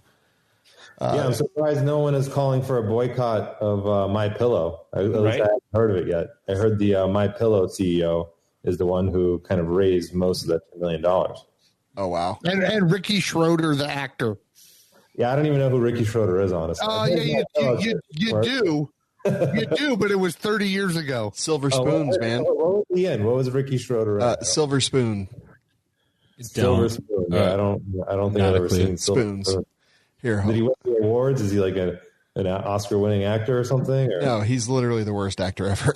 Hold on. I don't know about that. How did he have money then to put up bail? That's a good question. Where did she get the money? Okay, here is the theme from the pilot episode of Silver Spoons. Maybe. Oh, God. I love that theme song. Here we are. There's young Ricky. A couple of silver spoons. The kid. Hoping to find we're two of a kind. Is that Rob Lowe? No. Make it grow together. We're gonna find our way. I don't know what's That's happening. the blondest son of a out there. Holy But did you guys ever see Liver Spoons? No. It's sort of like Silver Spoons, but It's just got liver spots. I've seen liver spots. No, Liver Spoons. I saw Ricky Schroeder mentioned in one of the articles. I didn't look into it at all, but I was like, is it that guy? And apparently it is. Yep. It ran for 4 seasons from 86 to 87. I used to watch it as a kid. I watched a few episodes. So he was in NYPD Blue. That's where I remember him from. Okay. Would you say that back in the 80s he was he was a very famous TV show or a very famous TV star? I think so. Yeah. I would. I would too, yeah. Wait, how does it go? I don't know. What are you doing? Yeah, back in the 80s he was in a very famous TV show. Now, Savage. Is that like the horse show? Mm-hmm. Yeah. Yeah. Savage, I definitely think it was worth talking about because it was definitely in the news today. I noticed that I'm in a chat group with Nick and a couple of our buddies, and they were talking about it in there, but I was driving, so I didn't read a whole lot of it. Oh, I have seen this guy and stuff before. Yeah. Yeah, he looks kind of the same, actually. I think I know him from NYPD Blue as well. That's fair. That and Lonesome Dove, which is the greatest Western ever. Oh, now I get the Lonesome Dove joke that I saw when someone ordered My Pillow or whatever. Okay, interesting. All right. Nice. Anyway, moving on. Next story, Savage. Moving on, some good news coming out of Ohio. Jeremy, you should be pretty pleased about this one. The Ohio Senate voted 21-10. The Senate Bill 317 passed along party lines, which would allow arming of teachers in Ohio. So the bill is in a direct response to court decisions that have said that school districts don't have the authority to allow armed teachers in school without the training conducted by the Ohio Peace Officer Training Academy, specifically meant for police officers and security personnel. So, I mean, Shawn, you've seen a whole spate of teachers in Colorado go through training to become armed, and you are pretty familiar with that program over there. How do you think that's turned out? It's the exact same program, actually. This is the one that was kind of pioneered by the Buckeye Firearms Association in Ohio, which Shawn Maloney, our good friend from Second Call Defense, is involved with. In fact, I was actually scanning through the article to see if his name was in there because I guarantee he played a big part in this. The class, I believe, is called Faster. It's okay. I wouldn't say that it's fantastic, but it's good. I mean, it's fine. Well, before you had to be OPATA, you had to basically go through OPATA, which is what our police officers go through. And it's like 6 months to get OPATA certified. Jeez. Like 6 months as a daily job, like 5 days a week, 8 hours a day. And if you do like a split thing, but basically it's like going to the police academy. And then, if you're, school district allowed it, you could carry a gun. This is allowing school districts to just make their own rules. Yeah, which is that kind of how it should be, right? Well, I've always, and the guy makes the point. He goes, if your gym teacher's a former Navy SEAL, why wouldn't you want him to have a gun if he's willing to carry one? Or if you're shop teachers, former special forces or just any military, like, why does that guy have to go through 6 months of OPATA training? Especially with how many vets are coming back and getting into all kinds of job. Right. I mean, Casey Ryback was just a chef. How many people? Jesus Christ. Wait a minute. It was the one. What's the this is like Karate Chop. Steven Seagal movie where they're on the ship and the one chick's got nice and she pops out of a yes. Oh yeah, You guys, Is that you the one guys with got Tommy it. Lee Jones? What? Is that That's the the bad one with guy? Tommy Lee Jones? Yeah. Yeah. Yeah. And they have the epic knife fight. yeah. Where they just go like this. Just slap fight. Yeah. This And then he stabs him on top of the head, and it sound like Yeah. a watermelon. Like, and they go They need that knife that Roman has that just bring down the whole sub. under siege. Under siege. That's it. Yeah, I gotta go back and watch that. Sorry, I didn't mean to throw you off you track there. completely derailed me. I don't even know what I was talking about. I don't either. I have no idea what's happening. I'm just imagining I that don't shot of remember Tommy Lee at Jones all. getting stabbed on top of the head over and over again. Next story. Oh gosh. So amazingly enough, we are seeing a Second Amendment case be granted cert in the newest Supreme Court with the full cadre of judges. This one is called Caniglia, kind of like Caligula, but Caniglia. Caligula. Thank you. My mouth doesn't work today. It doesn't Caligula, huh? Yeah.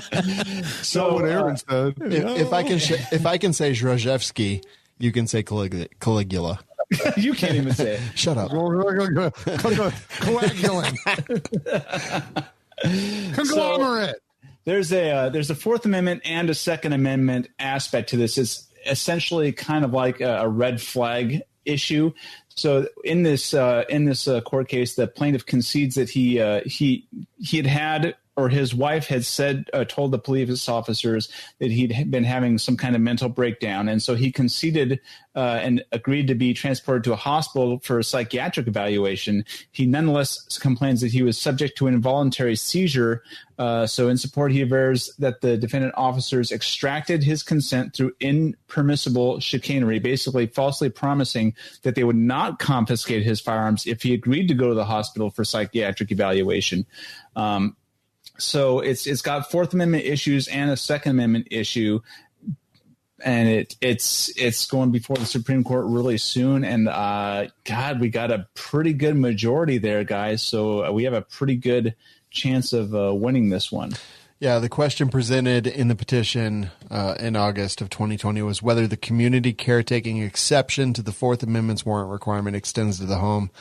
Mm-hmm. And that's how it comes across the red flag portion of that. Yep. Yeah, I mean, that's interesting. So what did the lower court rule on this? I'd have to scroll down and find that out. It's like let's see. The cert here is like 80 pages long. It's super crazy. Okay, I see here. I'm looking now. So it looks like the 3rd, 7th, 9th, and 10th have held that community caretaking exception does not extend to the home. And then the 5th, 8th, and 1st have held the community caretaking exception can extend to the home. So you got a circuit court split there, yeah, which is exactly what you want. The decision in this actual trial, they're saying is wrong. That's why they take it to the Supreme Court. And then the Supreme Court accepts the case. And generally, like Kleckner told us, generally they take the case because they think that there might be something for them to overturn there. So they at least think enough about it for that. Roma, what do you think? You think the Supreme Court should hear more Second Amendment cases, or do you think we're just going to kind of always be in this holding pattern that we are? Yeah, I mean, all gun laws are unjust in my eyes. Everybody should be able to carry a firearm, whether it's automatic or. I mean, my stance in the Second Amendment is whatever floats your boat. Basically, you should be able to have. Shall not be infringed. Unless you're somehow mentally defunct, and that's hard to tell. I mean, I don't have the right answer for that. How do you tell if somebody is mentally deficient or dangerous in some way, shape, or form? That's a very slippery slope. So I don't have the answer for that. I don't know what the best way to go about that is. I know there's definitely people out there that I don't think should have guns based on, certain conditions. How to determine that? I don't have the answer to that. Yeah. I mean, definitely there's people who shouldn't have guns. Like anyone that listens to the show. Oh, just kidding. Shots fired. Insanity is real. If you're in society, you should be able to have a gun. If you cannot function in society, you probably shouldn't have a gun. You probably also shouldn't be in society. Since we don't. Well, that's my point exactly. Functional, but you're on psychotropic medications. See, honestly, it's inside society institutionalization, like doing away with it like we did. And we have so many people walking the streets that we probably wouldn't have had in the past. And a lot of the people that would be on not wouldn't have had, didn't have. Yes. Can I just say that psychotropic drugs sound awesome if you don't know what that means? Right. You just hear disco music and laser lights. Yeah, it's just everything is neon. You guys got psychedelics. No, I said psychotropics. No, psychotropics. I feel so great. Flat. You know, I personally don't have the answers. I don't know what the right answer is. All I know is for a fact that certain people shouldn't have guns. How to determine who should and who shouldn't, I don't know. I always err on the side of freedom and give them to everybody. I do agree with that. I always said that felonies should not have a sentencing length. No felony should have a you're going to do 5 years for a felony. No, if you're a felon, if you commit a felony, you do not get out until you can prove to the court or whoever that you're no longer a danger to society. There is no end date. It's always a life sentence unless you can prove, all right, I'm done with that. I'm not a piece of shit anymore. Maybe we should go with violent felonies because there's a lot of non-violent felonies that really don't warrant being put in jail. I would say there's a lot of like drug felonies that shouldn't exist. But we're talking my perfect world. There's like 3 laws. So Jeremy, you're advocating instead of like mandatory minimums, you're just saying like everything's a life sentence. Well, no, because then you have to prove that you're no longer a danger to society. And how do you prove that? Maybe by working on your education, gain a skill while you're in, not just, other dudes and try to kill everybody while you're in prison. So how do you explain? So educate, because that's what most people do when they're in prison. So education is the key. They get educated. Well, if educated people are not criminals, how do you explain Washington, D.C.? Oh, no. They're just the smart ones that don't get caught. Smart criminals don't get caught. They get caught all the time. They just got enough power that there's no repercussions. And money. Yeah. Oh, no, I was talking about actual, like low-level criminals that are intelligent tend not to get caught. I'll tell you what. The amount of low-level criminals concerns me a hell of a lot less than the level of high-level criminals. I mean, yeah, but apparently they have these things called police forces that stop you from like going full Punisher on them, and it's really a drag. I heard they were being defunded. This could be. This is how Jeremy could go commie because he wants to actually defund the police so he can go kill people. Yeah, sure, defund the police. Next story. And the Secret Service and the DEA and the ATF. Jesus Christ. Next story. Defund them all. Next story. Next story. Does anybody know what a tautology is? Yes, I am actually a doctor of tautology. It's the analysis, but no science of breasts. No, but I thought it was not how even. You study how tight ropes get, how taut they are. No.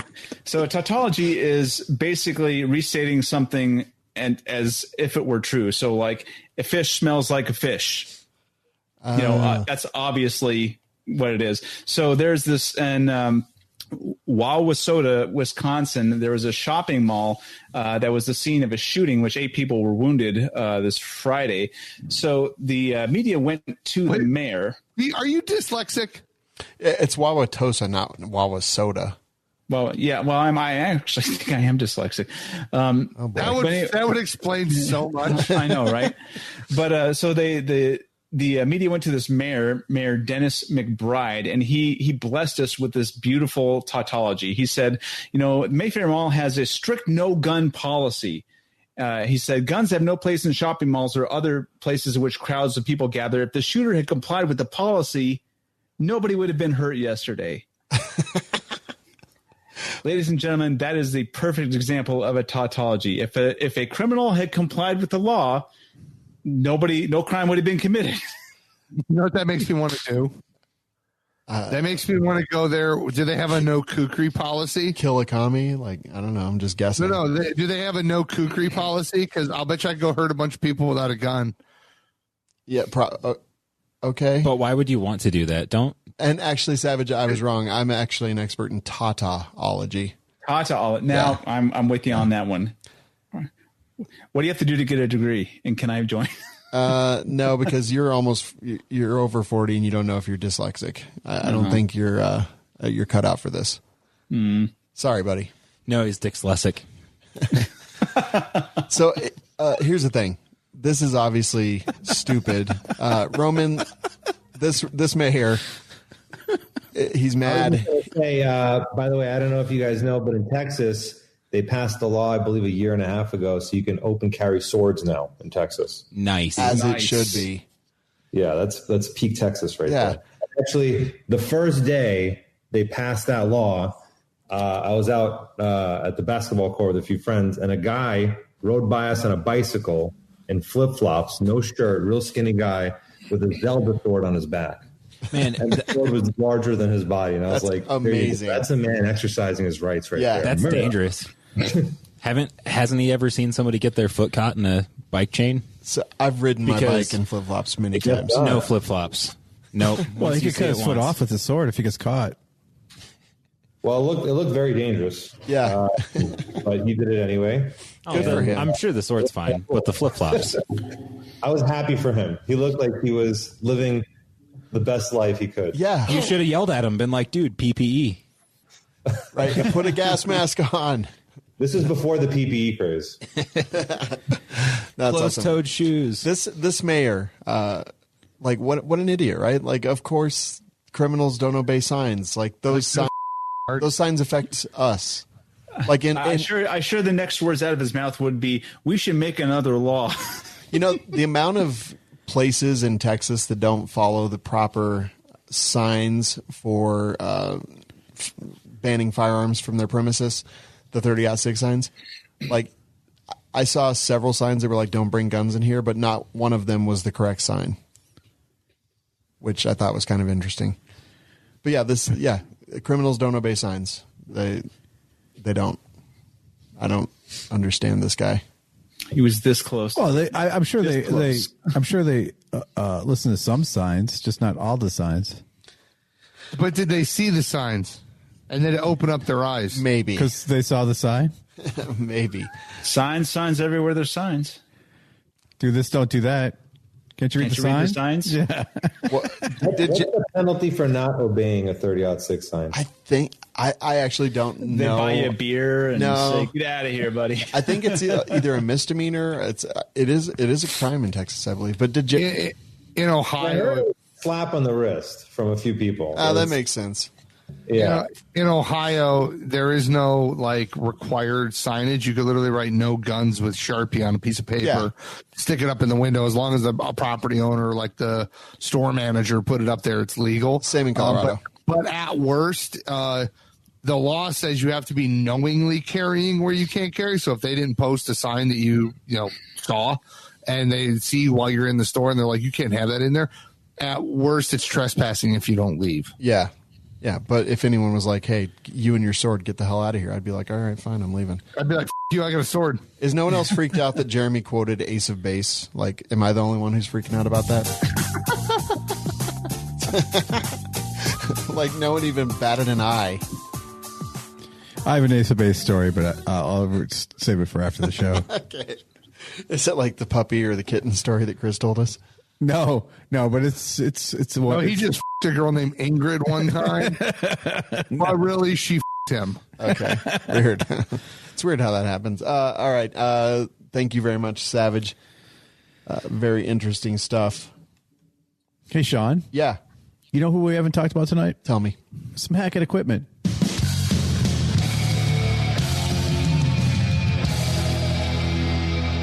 I keep harping on this, but dude, it's my favorite thing ever is the Urban Tac Pack.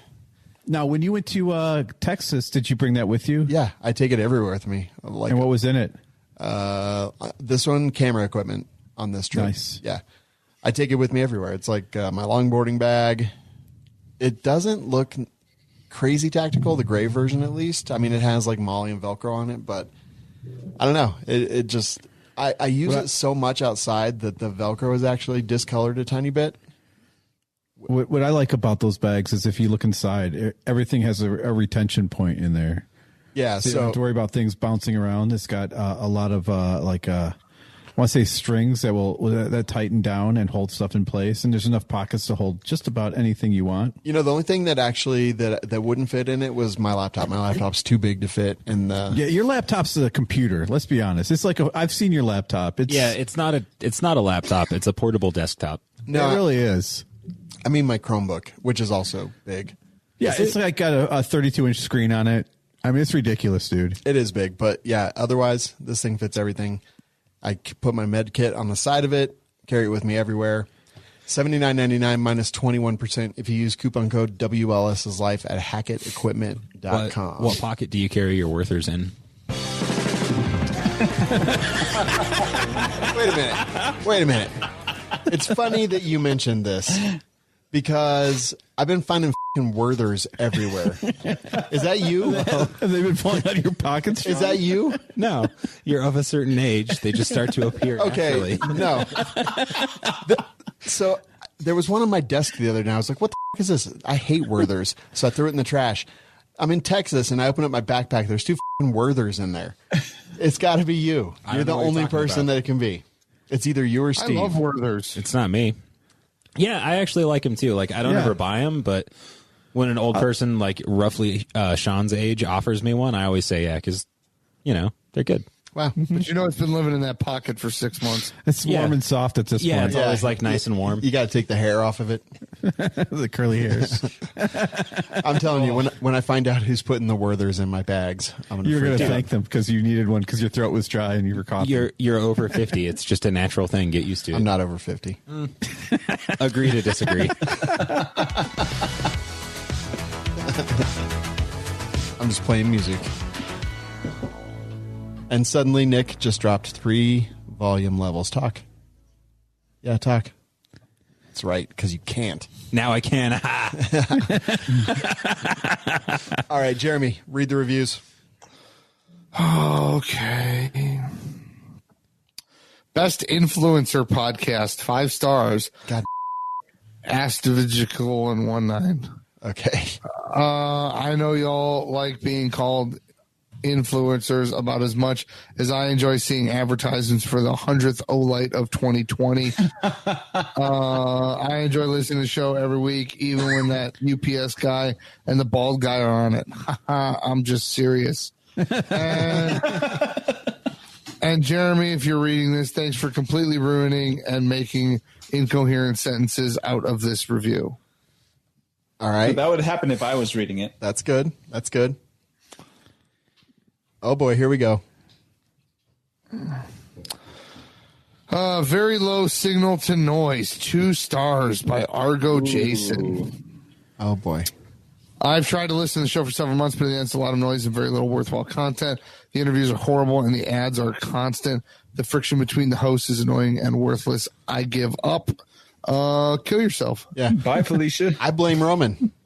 Wait, that's not Argo J, is it? I came on the show, right? That was before, yeah. I mean, okay, thanks. Thanks for telling us. Thanks for virtue signaling on your way out the door. It would have been better if Roman had his bow and arrow with him. I mean, what? Right? What? Yeah, saving that till the end.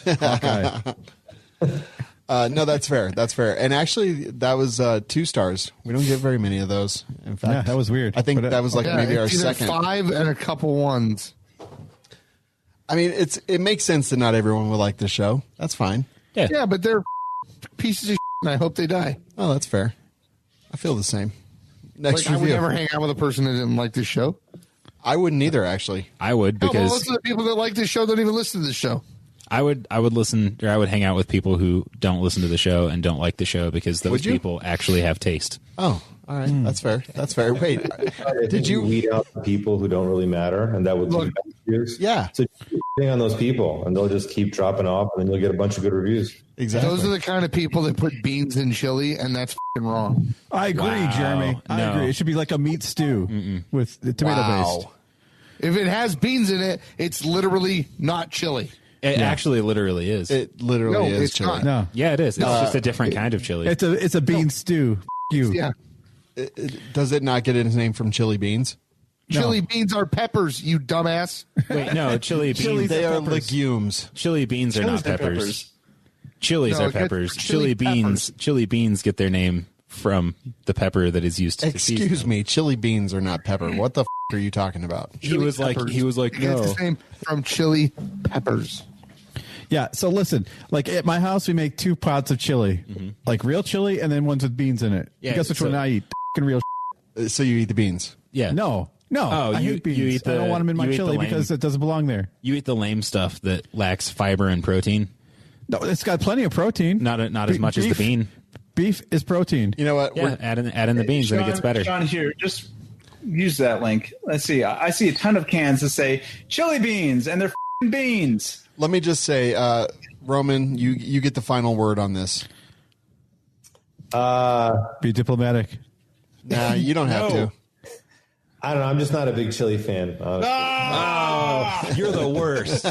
Being in it or not being. I thought Aaron and Jeremy were the worst, but no, there's another step We have down. a lot of lectin, so probably no beans. There it is. Damn. Thank you, sir.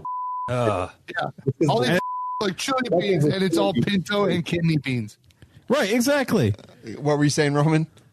I said lectins will kill you in your sleep.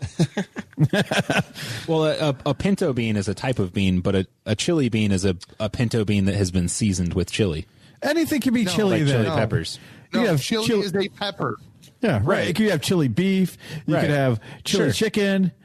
Yeah, if you add chili peppers to it, it becomes chili-esque. I had a friend back when I was a teenager. He smelled like chili beef stew, which that was kind of weird. Yeah, that is weird. Yeah. So I Did didn't you like lick that. him? No, I didn't like that very much. I said he smelled like it. I don't know how he tasted. We'll save the next one for next week, and we'll start wrapping this. Before we wrap this up, should we give a shout out to Patriot Patch Company, Shawn? Yeah, we absolutely should. Why don't you do it right now? Did you get the new patches this month? Not. Are they? Is it the turkey one and the doorbusters? It is. I did. They are pretty fantabulous. I got some other ones. He sent me some other Halloween ones that are right over there, like the ghosts and the mummies over there down at the bottom. You see those? Those are awesome. I do. Hey, no one else Nick, does. Can you tell me an experience you've had with Patriot Patch Company? Good job, Aaron. That's Yeah, I've had excellent experiences with Patriot Patch Company. You know, the patches show up, and then Shawn gives them to me, and I open them up, and you know what? They don't smell like. plastic. Jeremy? They don't smell like swamp gas. Good. I like how you've associated all the ad reads with swamp gas. Yeah. It's called a callback. Right. It's supposed to Thank happen you. in 3, so I don't know. Yeah, they're awesome. You know, 47. it's really nice. I like the patch of the month club. I try to not see what the patch is until I receive it, because then it's like a nice little surprise that I have to look forward to every month. It's like a double surprise. Yeah. You know what? You should get a patch from the Patriot Patch Company. They should make one of Werther's for Shawn, They should. I agree. so we know what's in his bag. SSB originals. I'm going to find out who's putting Werther's in the office and in my backpack. You know what's going to happen is you're just going to get bags and bags of Werther's shipped to the I office. hope so. But you're going to have to get the chewies, the chewable ones, not the hard candies. God. Oh yeah, because his dentures have a hard time with the harder ones. Pull out all of his bridges. Patriot Patch Company, patriotpatch.co, coupon code WLS10. It's time to wrap the show up. Roman, it's been a pleasure, man. Mirasafety.com, MIRA safety.com. Thanks for having me on, guys. Really appreciate it. Truly appreciate it. And you've got a sale going on. Right now, the coupon code is BFCM2020, and that's good till Cyber Monday, so the show comes out tomorrow, so people will have time. Just to, they got to get their PPE. Gear up, guys, That's right. because you never know. Seriously. Roman, it was nice having you on the show, even if you are a bean-hating infidel. That is true. I don't hate the beans. I just hate the lectins. I like that. Yes, I agree. What is it? The what? Lactose. Lectins. I don't even know what that is. Google that. On beans, it's not good for you. It causes inflammation in your body. Dang it. I knew. something was going Shawn on. just ate one giant bean, apparently. The stomach. It's just inflating the whole system. Oh, yeah. That's what happened. I'm not fat. I'm on lectins. You and Jerry Lee Lewis. That's awesome. Roman, thanks again, man. Appreciate it. And everyone go check out the website, miramira.safety.com. And I think you should get like the full hazmat suit and the mask, everything, and just wear it all the time. I really think so. I think it's weird that the PPE hazmat suits are all like white or different colors, but the masks are all black. They should all be just like a giant black suit, like a big rubberized ninja. Oh, man, it'd get so hot. It's a conspiracy. Remember, white is for medical personnel, and that's usually just for biocontaminants. When you have different colors, typically it's for higher levels of protection. Makes sense. Yeah. Crazy stuff. All right, just a couple things. Join a gun-related advocacy group. You know what? I'm not even recommending any anymore. I'm so disenchanted with all of them at this point. Find your local ones and get involved with those, because that's the stuff that matters. Look up your local politicians, too, so you can talk to them. Send them letters and all that good stuff. Suicide prevention line number is 1-800-273-8255. That's 1-800-273-TALK, or you can text the number 741-741 if that's more convenient and easier for you to just, kind of make that step or that jump. We're here every week on Monday and Wednesday nights, on demand every single day. Go to welikeshooting.com/show to subscribe. And as we always say, Nick, thanks for listening. And shoot straight. No, get medical training and shoot straight. So what if I made like a hazmat suit out of garbage bags? It would work. Like duct tape it, all the seams. Yeah, and I think it's interesting. You have to duct tape around your neck. Created started off with food packaging. Really?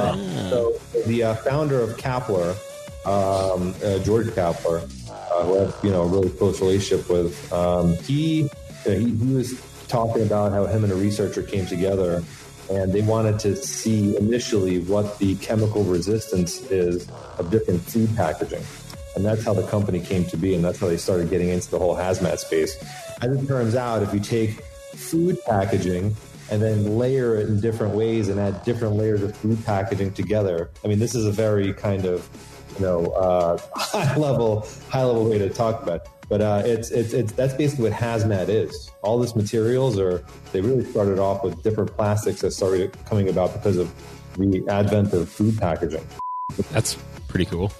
Yeah. That's actually really crazy. So does the plastic around my burrito protect it from radiation in the microwave? No. Yeah, from mustard gas, all that. It's Nice. like How many toothpaste containers do I need to protect myself against a chemical attack? Dude, I bet if cover your whole body in toothpaste. But it's one, but you just shove it up your ass. Did you think that show was worth $1? Help the cast by visiting lovewls.com.